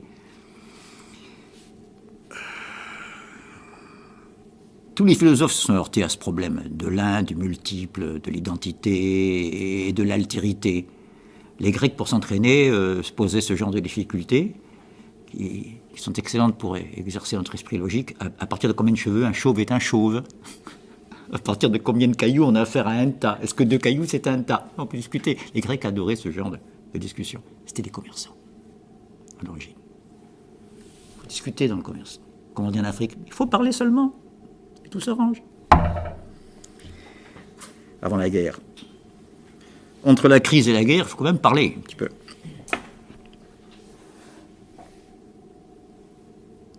Cette émancipation du sujet de la connaissance, c'est curieux qu'elle intervienne juste au moment où Rousseau émancipe le sujet de l'action par le contrat social. Coïncidence historique. Vous voyez, c'est quand même... j'étais en train de parler de quoi? De l'adéquation, nouveau critère de vérité. Critère ancien, l'esprit doit se conformer à la chose. La refléter, se conformer à. Critère moderne, l'esprit doit conformer la chose à lui-même. Je vous répète le passage de Kant que je vous l'ai dit la dernière fois. Il faut donc que la raison se présente devant la nature tenant d'une main ses principes et de l'autre l'expérience qu'elle a imaginée d'après ses principes, et donc qu'elle vienne au-devant de la nature, mais non pas comme un écolier qui laisse dire au maître tout ce qui lui plaît, mais comme un juge en fonction qui force les témoins à répondre aux questions qu'il leur pose. C'est la préface de la première édition. C'est énorme, cette émancipation. Sinon, on a l'empirisme de l'observation qui peut durer 10 000 ans sans donner jamais une seule loi scientifique. Donc, j'étais en train de dire, adéquation de l'esprit à lui-même. L'esprit ne reconnaît aucune autorité extérieure. En matière de connaissance, là, je ne suis pas dans Rousseau. Je suis dans Newton, dans la logique, dans la physique, dans les sciences humaines, peut-être. Il ne faut pas que je me contredise, voilà, déjà. Donc, que je dise toujours la même chose, malgré les variations que ça peut prendre. Or, Rousseau, à ce moment-là, fonde le contrat et une pensée politique où il dit que l'homme ne doit s'abaisser devant rien de ce qui est donné au sujet que nous sommes. C'est-à-dire soit la nature, soit la surnature, Dieu. Ils ont beau s'opposer, les athées, les croyants, les matérialistes, les mystiques, etc., mais ils ont de commun, tous les deux, de vouloir que l'homme se soumette à un déjà-là naturel ou un déjà-là surnaturel. Vous ne cherchez pas quel est le sens de la morale et les valeurs. Voilà, il dit commandant, tac, tac, tac, tac, tac. Ou dans une autre législation, le bien, c'est de couper la main du voleur. Peu importe. À partir du moment où il y a ce parallélisme entre... parce que jusqu'ici, on avait séparé la connaissance et l'action, vous voyez. Et là, tout d'un coup, il se passe le même phénomène. Et les deux aboutissent chez Kant. Je vous avais dit que toute la richesse de Kant, c'était d'avoir uni la critique, d'avoir été sensible à la critique de Hume, en particulier à l'égard de la connaissance de la nature, et de notre prétention à formuler des lois universelles, et l'apport de Rousseau, qui renverse complètement la réflexion politique en mettant le droit au-dessus de la force et en fondant les sociétés donc sur le contrat, donc sur la reconnaissance mutuelle et non plus sur un état de fait qui est le plus souvent d'ailleurs un rapport de force. Voilà ce sur quoi je voulais insister dans cette première partie. Donc, ce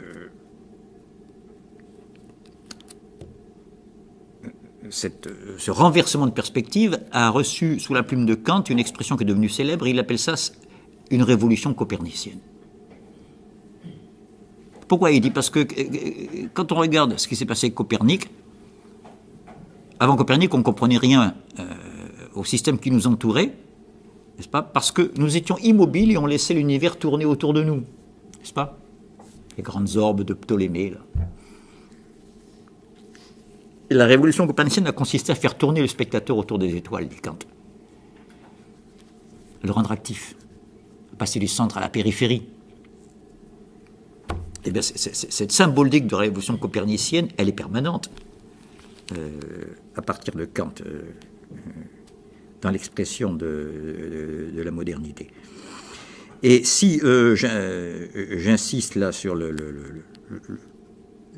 l'émancipation du sujet, c'est le point commun à toutes ces attitudes, c'est parce que vous voyez qu'elle est valable aussi bien au niveau théorique, je l'ai montré dans le changement de critères de vérité, là c'est vraiment l'ordre théorique, et dans l'ordre de l'action que nous allons aborder bientôt, par la position exceptionnelle que donne Rousseau à la liberté comme étant le fondement même de l'anthropologie. On ne peut pas comprendre l'anthropologie, donc développer ce qu'on est convenu d'appeler des sciences humaines ou sociales, peu importe pour l'instant la nuance, qui a un sens ailleurs. On ne peut pas les développer si on ne met pas au départ quelque chose qui les distingue des sciences de la nature. Parce que si c'est une annexe des sciences de la nature, comme le pensent les sciences cognitives qui croient qu'on fait des sciences humaines à partir de stimulus, de réflexes et de choses comme ça, je n'ai pas dit qu'il ne faut pas le faire, hein, c'est des choses très intéressantes, mais précisément qui expliquent ce qui n'est pas humain dans l'homme, mais ce qu'il partage avec l'animal. Tenez les lois de la démographie, par exemple. Vous voyez, c'est des disciplines, on me dirait, ben, on est dans les sciences humaines. Non, je ne suis pas sûr. La répartition des sexes par la naissance, c'est une grande chance qu'il naisse à peu près 50-50 de mâles et de femelles. Hein. Vous vous rendez compte si c'était 80-20 ? Déjà que l'équilibre de ce monde est difficile à trouver, mais alors là, je vous ai déjà parlé de ces mares en Afrique à la fin de la saison sèche, où il reste 8 crocos qui disputent 10 mètres carrés. Quand il n'y a plus beaucoup de place, c'est la baston généralisée. Il n'y a plus beaucoup de femmes. Et à l'heure où je vous parle, des sociétés où la grande tâche est d'aller faucher une ou deux femmes de la petite tribu voisine. Hein. C'est vital, je pense aux papous de Nouvelle-Guinée. Hein. C'est pas très meurtrier ces guerres-là, je ne suis pas en train de les accabler. Pas beaucoup de choix. Mais, une petite digression anthropologique. Mais, pour aller très rapidement, j'anticipe un peu sur notre recherche dans les sciences humaines et en philosophie de l'action, mais très rapidement, il y a des lois dans les sciences de la nature, hein, je ne reviens pas, et il y a des règles dans les sociétés humaines. Une petite nuance. La polygamie, c'est une règle, pas une loi. La preuve, c'est que, hein, comme disait Pascal, vérité au-delà des Pyrénées, erreur en ça. Hein, je veux dire, c'est ça la différence. Les règles, c'est moins constitutif que les lois. Kant oppose souvent la notion de constitutif, la notion de simplement régulateur, comme il dit, simplement régulateur. Où je vais en venir? Qu'il y a une exception. Il y a une règle, qui est bien une règle parce qu'elle ne vient pas de la nature. On va le prouver après. Mais je vous le dis tout de suite, c'est la prohibition de l'inceste, hein, qui est commune à toutes les sociétés humaines, qui est aussi générale qu'une loi, alors qu'elle n'est pas naturelle. Voyez ? Le système de communication des abeilles, qui a été très étudié par Frisch, un entomologue, qui est un des systèmes de communication les plus sophistiqués du règne animal, celui des dauphins, etc. Mais hein, je sais pas, vous connaissez en gros comment ça se passe. Hein. Une abeille qui a repéré du butin revient à la ruche, et pour communiquer à ses potes où se trouve le butin, elle exécute une danse en forme de 8, comme ça, dont l'axe, le grand axe du 8 fait une bissectrice avec le soleil et indique donc la direction. Alors, la direction est indiquée, donc l'essaim se précipite dans la direction indiquée, mais en plus, la quantité de nourriture qu'elle a trouvée est signifiée aussi par la fréquence des 8 qu'elle fait. Il y a beaucoup de bulletins, c'est le hard rock, n'est-ce pas? Je n'en ai pas beaucoup, mais c'est Adagio lento ma sostenuto. Bon, voilà. Donc, ne vous précipitez pas à dire que c'est un langage, c'est tout sauf un langage, c'est une communication animale. Il y a bien des choses qui sont passées d'un animal à l'autre. Mais, premièrement, c'est inné. Il n'y a pas des conservatoires où les abeilles apprennent à faire la danse, comme ça, les figures. Non, il n'y a pas l'apprentissage. Alors que la langue, le code que nous avons entre nous en ce moment pour parler, n'est-ce pas, si j'étais né en Chine, il est évident que ce n'est pas celui-là que j'utiliserais. Ce n'est pas inné. Il n'y a pas en nous des molécules de langue, des gènes de langue française à notre naissance.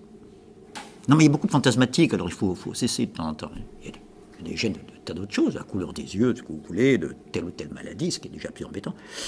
Mais des gènes de choses sociologiques, par définition, c'est contradictoire. Donc, la langue, ça, c'est ce qui est apporté de l'extérieur.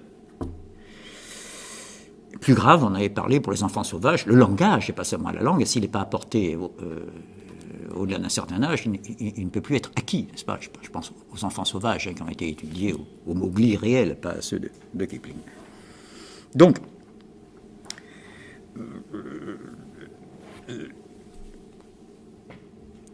si je reviens à cette règle exceptionnelle qui a l'universalité d'une loi, la prohibition de l'inceste, tout en étant une règle, je reviens à mon histoire de la mare au croco et de la baston et qu'il n'y en aura pas pour tout le monde, parce que nous, on est sur le marché de Paris, hein, pour les nanas, pour les mecs, peu importe, c'est valable pour les deux sexes que je dis. Mais je veux dire, ça va, je veux dire, il y a du marché. Hein. Quand vous êtes au fond de la forêt, une tribu qui fait, mettons, 150 habitants, 70 hommes, 70 femmes en gros, un peu plus de femmes. J'enlève des femmes que je peux épouser, mes sœurs, ma mère, prohibition de l'inceste. Les vieilles, les bébés, il ne reste pas grand monde. Voilà, c'est pour défendre mes petits papous qui vont essayer d'en faucher une. Ça fait un mort et demi des fois. Puis après on s'arrange, une petite fête, on fait des cochons, on donne 30 cochons à celui qui a été tué. Bon, c'est bien, ça c'est bien rigolé. Mais voilà. Je suis en train de montrer qu'il est bien différent dans les choses humaines que dans les lois de la nature. Donc, c'est à partir de Kant que tous ces problèmes-là commencent à prendre la forme de la manière dont nous posons les problèmes aujourd'hui. La simple distinction des sciences de la nature et des sciences humaines suppose déjà cette modernité post-kantienne. Si vous prenez le système d'Aristote, la philosophie, c'est la science générale. Et il y a les parties de la philosophie qui sont la physique, l'astronomie, la zoologie, hein, de la partie des animaux, c'est un traité d'Aristote. C'est une prétention mégalomaniaque de vouloir assigner aux frêles épaules de la philosophie cette tâche d'être une espèce d'encyclopédie du monde extérieur. Mais je ne tire pas la pierre sur Aristote, c'était un excellent observateur, je veux dire. Il n'a pas été qu'un amateur en zoologie. Il y a encore ces études sur le déplacement du plancton et du galéo ou chien de mer, si je me rappelle bien, qui font encore autorité. C'était quand même.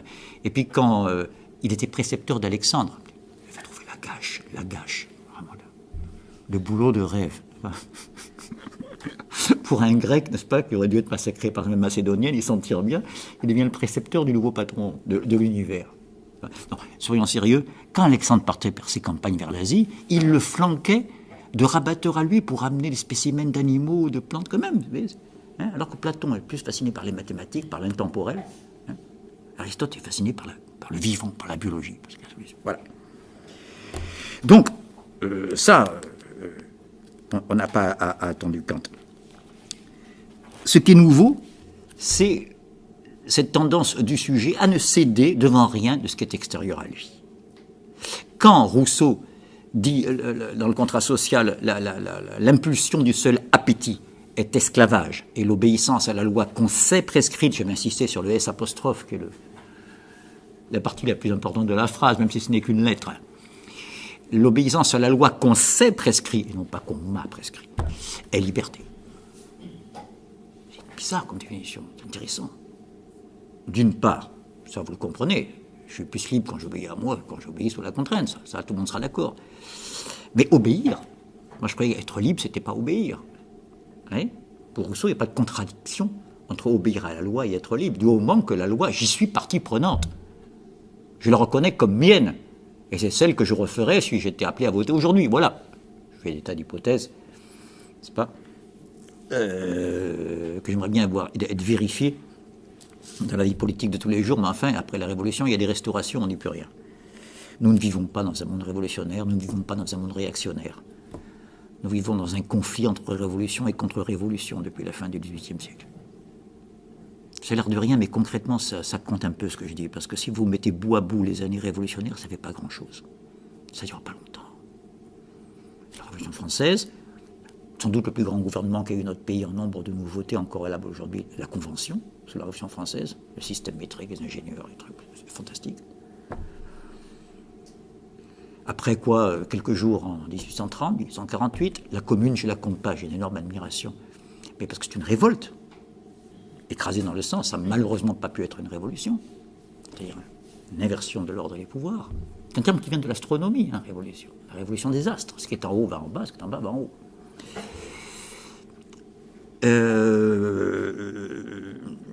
Donc,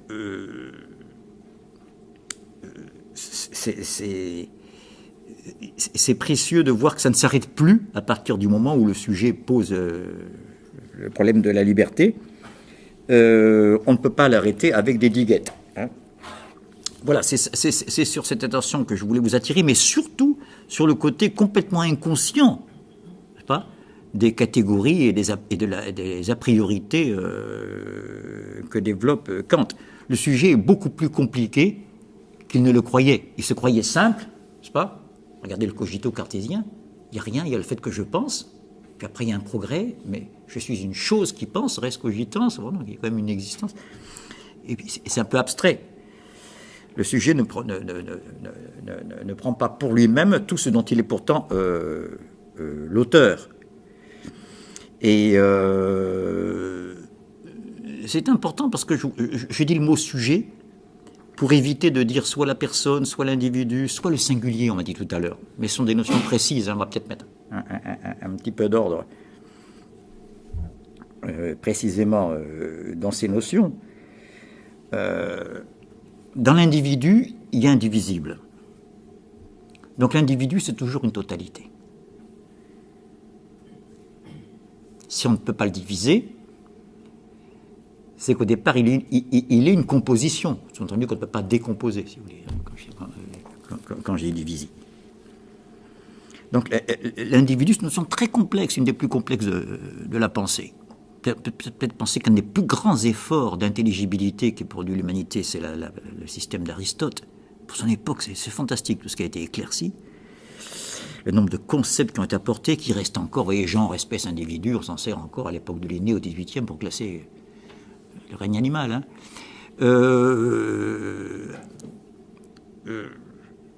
Même un effort d'intelligibilité de cette taille se perdrait dans les sables s'il n'y avait pas l'unité du sujet pour les rassembler. Donc pourquoi je fais ces distinctions? Parce que, je prenais l'exemple d'Aristote, certains ont pu dire que toute son œuvre a consisté à essayer de donner un statut ontologique à la notion d'individu. Parce que pour nous c'est simple, on prend l'individu au sens biologique, n'est-ce pas? Mais là c'est pas encore évident qu'il ne soit pas divisible. Donc,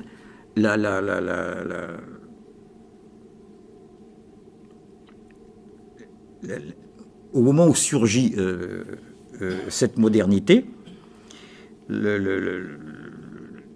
servitude, elle est autant dans les habitudes de pensée que dans la servitude au sens courant, politique, les appareils d'État et compagnie. Je suis en train de dire qu'on a fait fausse route depuis le début de nos entretiens. Je vous rassure, je ne dis pas que vous avez perdu du temps avec moi, mais encore que, mais on a perdu du temps, mais il fallait passer par cette perte de temps, vous allez voir pourquoi, pour en gagner. Parce que, qu'est-ce qu'on a dit au début? On a dit, définition de la philosophie, 2 questions. Que puis-je savoir, que dois-je faire? Bon, c'est que dois-je faire qui est la plus importante pour définir le champ pacifique de la philosophie, hein, puisque le que puis-je savoir est le partage avec les sciences. Hein. Donc c'est le que dois-je faire. Mais ce qui est proprement philosophique, c'est de vouloir répondre à la question que dois-je faire d'une manière épistémique et non pas seulement d'une manière doxique, pas seulement par des opinions, mais par un savoir. Hein. Rappel du début. Donc, à la question que dois-je faire, on va faire comme Platon dans Socrate, au début de la République. Hein. On veut s'occuper de choses qui concernent l'action, quelle est la cité idéale, qu'est-ce qu'il faut changer dans notre cité, hein, pour pas que ces mots continuent à nous accabler. Et puis tout d'un coup, on s'aperçoit qu'on ne peut pas le faire directement, il faut faire un grand détour par ce qu'on a fait ces dernières semaines entre nous, la philosophie théorique. Il faut savoir beaucoup de choses. Parce que qu'est-ce que c'est que le bien? Déjà, le vrai et le faux, c'est compliqué, mais alors le bien et le mal. Voilà, un grand détour. C'est là qu'on a fait une erreur. Parce que ça supposait que je pouvais mettre l'action de côté et passer d'une manière transparente à la connaissance. Qu'est-ce que nous apprend Kant avec cette image du prisme? C'est qu'on est toujours dans l'action. Je crois être sur un terrain objectif, le terrain de la connaissance, le terrain épistémique, et j'apporte avec moi tous mes préjugés, toutes mes habitudes. C'est pour ça que je suis sur le mot inconscient, qui sont tellement, pas d'ordre psychologique, hein. Je ne parle pas de mes habitudes en tant qu'individu, mais que finalement,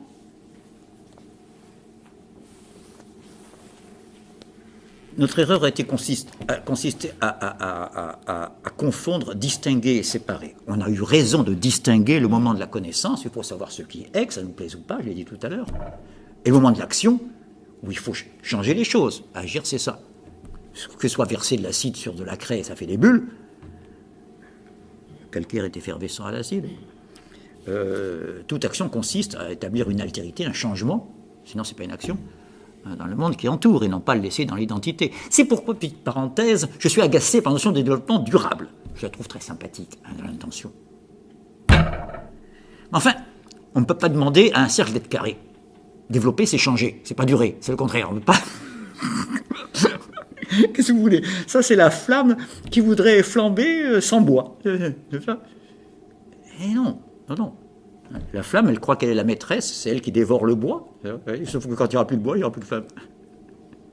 Bel exemple de dialectique, la flamme et le bois. Regardez, chacun est tour à tour maître et serviteur. Soit en passant. Voilà, ça m'agace cette notion de développement durable. Ou bien, vous laissez les choses comme elles sont pour qu'elles durent. Pourquoi pas? Moi, je suis attaché, vieille petite maison, porte qui branle un peu, mais pourquoi pas? C'est un charme fou. Bon. Ou bien je développe. Donc je change.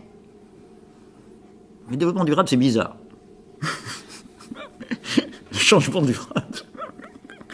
Et qu'elle dit dans la préface de la phénoménologie, la manifestation, c'est un autre mot pour phénomène, l'Erscheinung, ce qui se manifeste, quoi. La manifestation est le mouvement de naître et de périr. Ça, les premiers Grecs l'avaient bien vu. La génésis, c'est l'aphtora, la génération, la corruption, la vie, la naissance, la mort. C'est ceux qui affirment le devenir par rapport à la permanence. Donc, je répète, la manifestation est le mouvement de naître et de périr, virgule, mouvement qui lui-même ne naît ni ne périt jamais. Il n'y a rien d'éternel sauf le devenir, précisément. Dans cette pensée mobiliste, comme on dit quelquefois, qui remonte à Héraclite, celui qui disait « Pantarei, tout s'écoule, on ne se baigne jamais deux fois dans le même fleuve ». Et on se baigne toujours dans le même fleuve. Il ne faut pas oublier la suite de sa phrase. C'est un grand dialecticien qui nous force à penser que ce qu'on appelle le fleuve, est-ce que c'est l'eau qui passe, parce que dans ce cas-là, c'est plus le même, ou est-ce que c'est les rives? Alors on définit le fleuve sans l'eau, très dialectique la notion de fleuve. Voilà.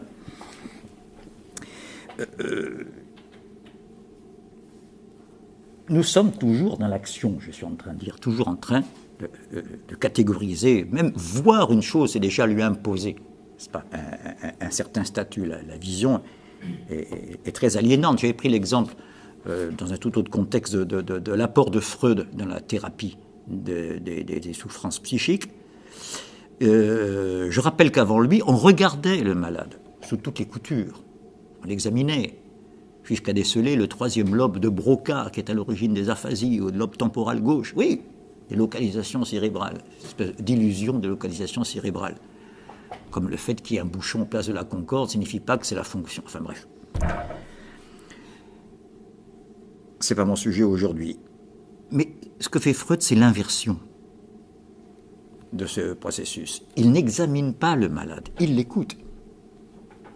On peut même lui tourner le dos, le divan. Le rapport inverse. Les précédents, avant Freud, l'examinaient sans l'écouter, ce qui est cohérent d'après leur point de vue positiviste, puisque ce discours n'a pas de sens. C'est une machine qui grince parce qu'il n'y a pas d'huile. J'exagère un peu. Mais voilà, ce sont des symptômes mécaniques. Et non pas qui ont un sens, qui appellent une réponse, qui s'adresse à moi et à tout homme capteur de sens, c'est-à-dire tout homme. Donc, on ne le regarde pas, il est insensé, le fou, par définition. Wahnsinnig, comme on dit en allemand. Sinn, c'est le sens. On n'écoute pas, on l'examine. Bon, ceux qui n'étaient pas fous en entrant étaient sûrs d'être en sortant, ce régime-là. Mais, alors que Freud, il l'écoute, et il écoute pour entendre, pour être à l'écoute de ce qu'il ne dit pas, en plus, ce malade. Vous vous rendez compte? Pour ça, ne croyez pas que c'est facile à ce moment-là, je vais dire que tu dis ça, mais ton inconscient. Non, parce que ce que je ne dis pas, ce que je ne veux pas me dire, et ce que Samuel ou Wilfried ne veulent pas se dire, ne sont pas les mêmes choses. Donc il faut bien restituer le dire de chacun, hein, pour reconstituer son impensé, son inconscient. Il ne faut pas que ce soit une opération arbitraire qui consiste à injecter du sens de l'extérieur, voilà ce que je veux dire. Il ne s'agit pas de lire entre les lignes, comme dit Freud. Tout est dans les lignes, tout est dit. L'inconscient s'exprime et passe son temps à s'exprimer.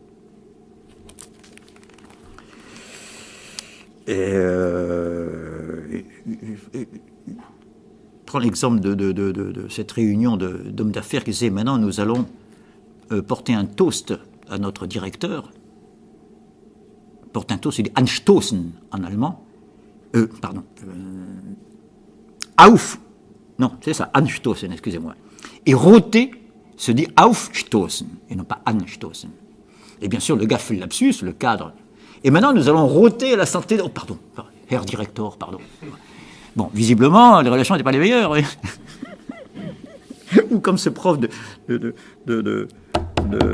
d'anatomie qu'il avait vu à l'école de médecine, Freud, et qui était spécialiste de la cavité nasale, et qui s'adressait à l'amphi dans ces termes en disant « Maintenant, j'aborde la cavité nasale, et alors accrochez-vous, hein, parce que c'est compliqué. » Et je peux vous dire, dans tout Vienne, les gens qui connaissent bien la cavité nasale, y compris dans le monde des médecins, peuvent se compter sur le doigt d'une seule main.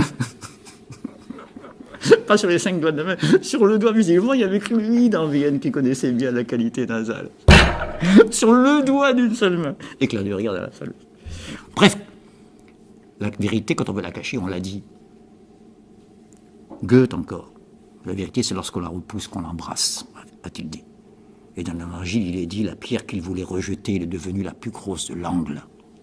Dans la construction du temple, la pierre qu'il voulait rejeter, le refoulement, vous savez, est devenue la plus grosse de l'angle. Eh oui. Le travailleur, je m'excuse d'être un peu politique d'un coup, mais je veux dire, ben oui, il n'existe plus, c'est pas archaïque, ça, le prolétariat, ça, l'ouvrier, c'est services, partout, il y a des services, on a des vous, moi, pas on a des cadres, on a des professions intellectuelles. Non, en fait, il existe, mais il a été transplanté en Slovaquie. Il n'y a jamais eu autant d'ouvriers au monde. Ils sont incontestablement un petit peu déplacés, c'est pas les mêmes. Et voilà, mais on prend le résultat sans son devenir et on vit dans l'illusion qu'on vit dans un monde sans ouvriers. Voilà, on doit quand même à Kant d'avoir révélé l'activité du sujet et sa position décisive dans la connaissance, mais sa limite, et c'est pour maintenant je fais que lui rendre des hommages, sa limite, on n'a pas fini avec Kant, hein, on aura l'occasion d'y revenir, et je vous le dis tout de suite, c'est que ces structures, ces a priori, viennent d'un sujet sans histoire pour lui. Chaque fois qu'il dit comment ça se fait qu'on voit les choses à travers le temps et l'espace, il dit notre raison est ainsi faite que. C'est dans notre nature que. La nature de notre connaissance est ainsi faite que. Il y a une espèce d'intemporalité de la construction de la connaissance humaine. Il n'y a pas d'histoire. Ce qui est très curieux, parce que Kant a été le premier à montrer à quel point le temps était constitutif du sujet, mais il n'a pas creusé une de ses plus géniales trouvailles, l'importance du temps. Hein. Je vous avais dit la dernière fois que toute la pensée classique avant Kant s'efforçait de réconcilier la pensée et l'étendue, l'astronomie dans l'Antiquité, hein, puis après la res extensa de Descartes, et qu'à partir de la fin du XVIIIe siècle, à l'époque de Kant, c'est plutôt le problème des rapports de l'homme et du temps qui va devenir le centre des problématiques de la modernité. Je pense au rapport à l'histoire, la classe sociale, l'histoire, le temps de travail, l'économie, etc. Le rapport au temps va devenir beaucoup plus important. Donc voilà, le point, c'est qu'il y a une intemporalité. Et ce sujet n'a pas de contenu. Je vous ai parlé du noumen tout à l'heure, l'inconnaissable, la chose en soi. Il y a deux noumens fondamentaux. Un du côté de l'objet, chez Kant. C'est Kant qui parle. Hein. L'objet tel qu'il est avant que ma connaissance s'exerce sur lui. n'espérons jamais le connaître, et peu importe à la limite, et le sujet, tel que, j'ai plus, mais vous voyez, le sujet qui envoie ces concepts-là, n'est-ce pas, pour aller classer la matière qui lui est envoyée par le sensible, et que cette classification se formule sous forme de concept et de langage, bref, la fonction du réel et la fonction logique en face, le composé des deux qui donne le phénomène, tout ça est intemporel et sans histoire. Chez Kant, il n'y a pas plus éloigné de Kant que la notion de genèse. On n'a jamais la genèse chez Kant. Donc, ça va être cette abstraction qui va titiller les successeurs admirateurs de Kant, la génération qui a suivi. Tantôt on dit le post-kantisme, tantôt l'idéalisme allemand. Fichte, Schelling, Hegel, je veux dire, d'autres moins connus comme Reinhold ou Bardili, qui sont très importants. Enfin, peu importe, on n'est pas en histoire de la philosophie, mais quel est leur problème, comme on vient de le voir, qui se pose dans l'immédiat post-kantine, c'est de donner un contenu à ce sujet un peu mystérieux, qui est législateur de la nature, n'est-ce pas, et dont on sait finalement peu de choses. Or, si Kant a très bien fait de montrer que notre connaissance de la nature, la physique au sens très extensif, comportant des sous-continents comme la chimie, la biologie, si Kant a eu bien raison de montrer que la nature, grâce à la physique, a une forme légale qui correspond à la loi, par contre, je veux dire, il n'y a rien qui permet, si vous voulez, on voit bien ce qui limite la connaissance chez Kant. Elle est limitée au phénomène, aller au-delà, c'est illégitime. Et on voit rarement la qualité de Kant, c'est comment il augmente notre connaissance. J'ai l'air confus, je vais être très clair. Il a augmenté par rapport à notre connaissance du monde extérieur. Par contre, dans le monde des sciences humaines, c'est le blackout. J'ai cité Kluskar tout à l'heure, avec son accent à Toulouse, il disait « Kant, il a tout vu, mais aussitôt qu'il a vu, il a baissé le rideau. » Comme s'il ne voulait pas voir. Et c'est à ses successeurs après se débrouiller. Enfin, il a vu qu'il y avait la liberté, le sujet, derrière tout ça. Mais il faudra, les successeurs de Kant, donner un contenu à ce sujet. Et voir que les chemins de la liberté ne sont pas tout à fait ceux de la nature. N'est-ce pas ? Et ce travail-là, qui va nous occuper la séance prochaine, suppose, je pose le problème aujourd'hui, et je vais simplement le poser, pas le développer, suppose qu'on soit bien d'accord avec ce fameux mot de liberté depuis qu'on tourne autour, maintenant il faut l'aborder. Bien, ça va être fait, Loïc, parce que tu es rapide. Si je te demande franchement, sincèrement comme ça, c'est quoi être libre pour toi, tu me réponds spontanément quoi, sans aller chercher dans les bouquins ou les réflexions, sans faire le malin. Pardon ? C'est difficile, sans rechercher. Non, mais je te demande pas, la question est facile, bien sûr, mais tu me répondrais quoi spontanément ? Oui, mais bravo, il faut commencer par être sincère en philosophie, c'est toujours payant. Et après, bien sûr, il faut réfléchir sa sincérité, mais oh là là, ce que je viens de dire là, ça tient pas la route, parce que... Mais il faut commencer par dire, mais oui, libre, c'est fait ce que je veux. Faut pas philosopher par-dessus les gens. Sinon, on ne les rattrape plus. Le problème, c'est que c'est pas simple de savoir quand je fais ce que je veux, je sais pas ce que je veux. Voilà où le philosophe intervient. Et pour ça, je vous avais donné une petite anecdote, mais je la reprends là. Pierre et Paul, vous vous rappelez de Pierre et Paul ? Eh ben, non, tu ne te rappelles pas ? Vous ne vous rappelez pas de Pierre et Paul ? Vas-y, Wilfried, rappelle. Allez, c'est 2 candidats au bac. Oui, c'est ça, oui. Pour savoir lequel des deux a été libre. Là, tu vas un peu trop vite. 2 candidats au bac qui ont glandé toute l'année. Hein, et qui décident, bon, demain, je mets mon réveil et voilà. je bosse. Quoi. Voilà, demain à 6h du matin. Le réveil sonne chez chacun. Et il y en a un qui se lève et qui se met à bosser. Et il y en a un autre qui décide d'éteindre le réveil et de se rendormir. De rester pioncé. Et la question est, lequel a fait ce qu'il a voulu ? Vous voyez, il n'est pas la peine d'aller chercher l'opposition de l'apagogique et de l'ostensif dans la dialectique de la raison pure pour poser des problèmes sérieux. On peut le faire avec des choses simples et arrêter des pâquerettes. L'honnêteté le demande. Pour des choses aussi importantes. Quand je pose la question au tout venant, Il y en a qui dit c'est celui qui reste au lit, qui fait ce qu'il a voulu, celui qui se lève. L'autre un peu plus futé commence à dire les deux. Hein. Il y en a un qui veut se lever, il se lève. Il y en a un qui veut rester au lit, il reste au lit. Donc, chacun des deux a fait ce qu'il a voulu. Alors je lui dis, est-ce qu'il faut faire un effort de volonté pour rester au lit quand on a sommeil? Ah non, monsieur. Ah, vous voyez, c'est embêtant, les philosophes, quand même. Ça introduit des distinctions là où on croyait saisir une homogénéité familière. J'ai envie de pioncer, je reste au lit. Non, je ne fais pas ce que je veux, je fais ce qui me plaît, ça me donne du plaisir. Ça appartient à chacun de le juger, hein. Je n'ai pas le droit de dire qu'il éprouve du plaisir, je ne vais pas lui dire mais non, c'est un malheur. Non, entre faire ce qui me plaît et faire ce que je veux, c'est là qu'on va, c'est pas la même chose. Par contre, celui qui s'est levé pour bosser à 6h du matin, parce qu'il y a le bac bientôt, etc., celui-là a fait un effort de volonté, parce que je ne sais pas si vous êtes comme moi, mais il faut une certaine effort de volonté pour se lever quand on a envie de dormir. Ben oui. Donc bizarrement, c'est celui qui ne fait pas ce qui lui plaît qui fait ce qu'il veut, dans ce cas-là.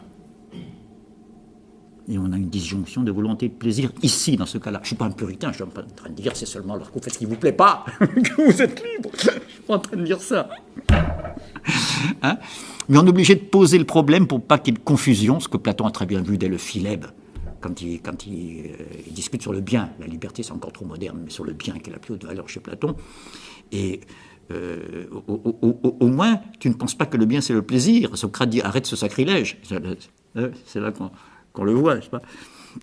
Donc, insistons bien sur ces exemples Arade et Pâquerette. Pierre et Paul disent, demain, on se lève à 6h du matin et on bouche le bac pour de bon, un reste au lit, l'autre se lève.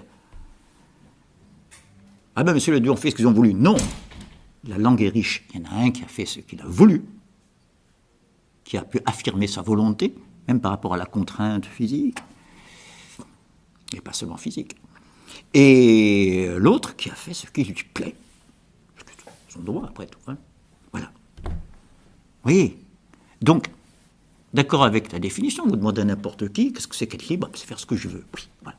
C'est pas toujours évident de savoir quand je fais ce que je veux. Ça, c'est acquis entre nous. Et il y a de telles confusions à ce niveau-là qu'on finit par écraser le Vietnam sous les bombes, n'est-ce pas, et voir les yeux des enfants vietnamiens couler sur la joue à cause des bombes au napalm, parce qu'on défend le monde libre. Puis dans le camp d'en face, il y a les démocraties populaires. On appelait comme ça les pays qui vivaient un petit peu sous la botte soviétique à l'époque. Donc je veux dire, vous voyez, c'est des mots, il faut faire attention quand même, je veux dire, plus qu'aucun autre. Mais on a déjà ça, ce bon point de départ, quand est-ce que je fais ce que je veux. Alors, c'est là qu'on va voir toute une dialectique, vous imaginez, parce qu'elle est très riche en littérature, au cinéma. Quel est l'objet du désir? L'objet du besoin, il est assez vite fixé. Soif, le besoin qui correspond, c'est l'eau, ou un liquide dans lequel il y a de l'eau, des légumes dans lesquels il y a de l'eau. Voilà. Le besoin, il est fourni par la nature, il est déterminé, terminé, il est anhistorique. Il faut avoir les lions. Je me demande pourquoi on dit, le proverbe, c'est le proverbe arabe, il vaut mieux vivre un jour de la vie du lion que 100 de la vie du mouton. Hein, c'est des cultures féodales, ça. De Haïd, de calife. Quand vous voyez un lion de près, c'est pas une vie de matamor. Hein. Qu'est-ce qu'il roupille, le mec, alors? C'est pas possible. J'en ai vu pas mal. Mais je veux dire, ça passe son temps à roupiller, quoi. Puis quand c'est réveillé un peu par la faim, grogne comme ça. Il y a les femelles qui chassent pour lui.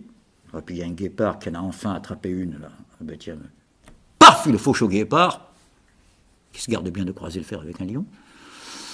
Et voilà, c'est pas... C'est un caïd à peu de frais. Par contre, le guépard qui n'a pas de griffes rétractiles au point que certains doutent de savoir si c'est un félin, mais ça, je ne suis pas zoologue, je ne tranche pas le débat. Il en a le look, mais il n'en a pas les propriétés caractéristiques. Et qui, malgré ses 112 à l'heure de record de vitesse, qui ne peut faire que dans quelques secondes, rate sa proie 4 fois sur 5, ne fait qu'un petit pas. C'est un peu des impasses de l'évolution. Je ne veux pas le condamner à la disparition. Je suis, au contraire, plus il est menacé, plus je serais ravi qu'on fasse des parcs à guépards. Ce n'est pas la question. Vous allez toujours croire que je suis l'homme le plus anti-écolo d'Europe. Non. Mais enfin, je veux dire, il est mal barré, quoi. C'est comme le panda, il ne vit que d'une espèce de bambou qui vit dans certaines vallées de Chine. Alors que la panthère, elle vit le jour, la nuit, en forêt, en savane, un peu dans le désert. Et donc, il y en a plein des panthères. Ben oui, c'est comme ça, elle n'est pas en voie de disparition. Allez, soyons très sérieux. Si être libre, c'est faire ce que je veux, on va voir une série de problèmes se profiler. Vous pouvez faire un plan, si vous voulez, pour vous les retrouver à l'avance. Le problème, la question est portée sur quel est l'objet du désir.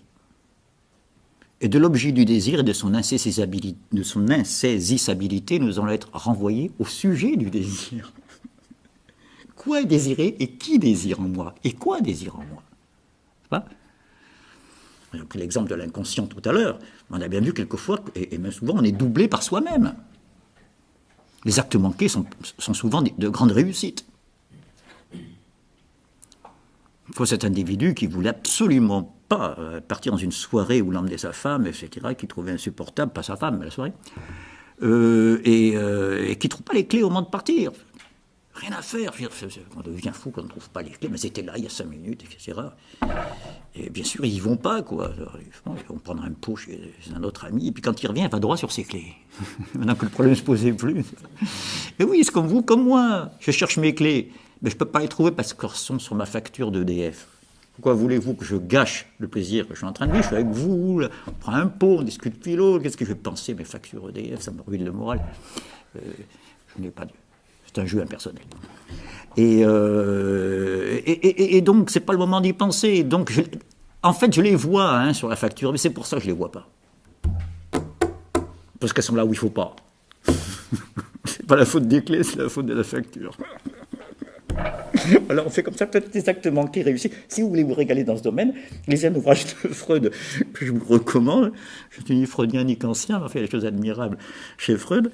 Parce que pour une fois, il ne parle pas des malades mentaux, mais de vous, de moi. C'est psychopathologie de la vie quotidienne. Comme dit très bien le titre, n'est-ce pas? C'est non pas des névroses, des psychoses, mais ces petites névroses et psychoses que nous faisons 1000 fois par jour sans aucune gravité, qui n'ont rien de pathologique, qui sont les actes manqués, les lapsus, les oublis de nom.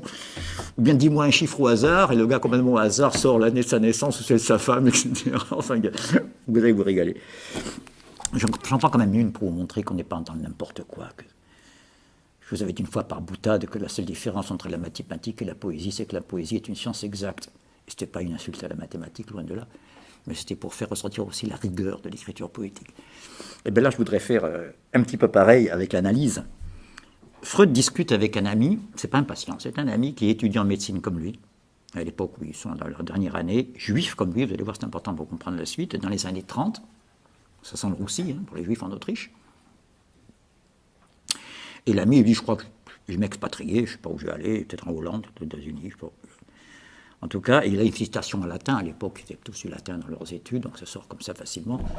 Une citation qui, en gros, ingrate patrie, tu ne verras pas blanchir mes os, une citation de l'Énéide de Virgile. Et en latin, ex ossibus aliquis ultor. Vous pouvez oublier, mais il y a aliquis, A-L-I-Q-U-I-S, dans la citation d'origine, dans le texte de Virgile. Mais voilà que l'aliquis ne vient pas, il le saute dans la citation. Lui qui connaît le texte par cœur. Bon, ça nous arrive à tous, qu'on ne trouve pas juste le nom qu'on savait la veille, on connaissait que ça, comme on dit, et puis là, il m'échappe. C'est le mot aliquis. Alors Freud, il voit un petit sourire sur la tête de Freud, alors je te vois venir, tu vas dire que c'est pas hasard. Allons-y, tu vas allons-y. Donc la méthode commence. Vous allez voir. Tu me dis tout ce qui te passe par la tête quand tu penses à aliquis, c'est-à-dire entre nous, au mot auquel il n'a pas pensé. D'accord? Je pense, je sais pas, je parle le premier truc dans l'esprit, mais c'est idiot. Alors, lui, abstiens-toi des critiques, si c'est vrai, c'est faux, ou si c'est n'importe quoi, ou si c'est important. Tu me dis vraiment ce qui te passe par l'esprit, brut. Ben, moi, je sépare A de liquis. Pourquoi pas?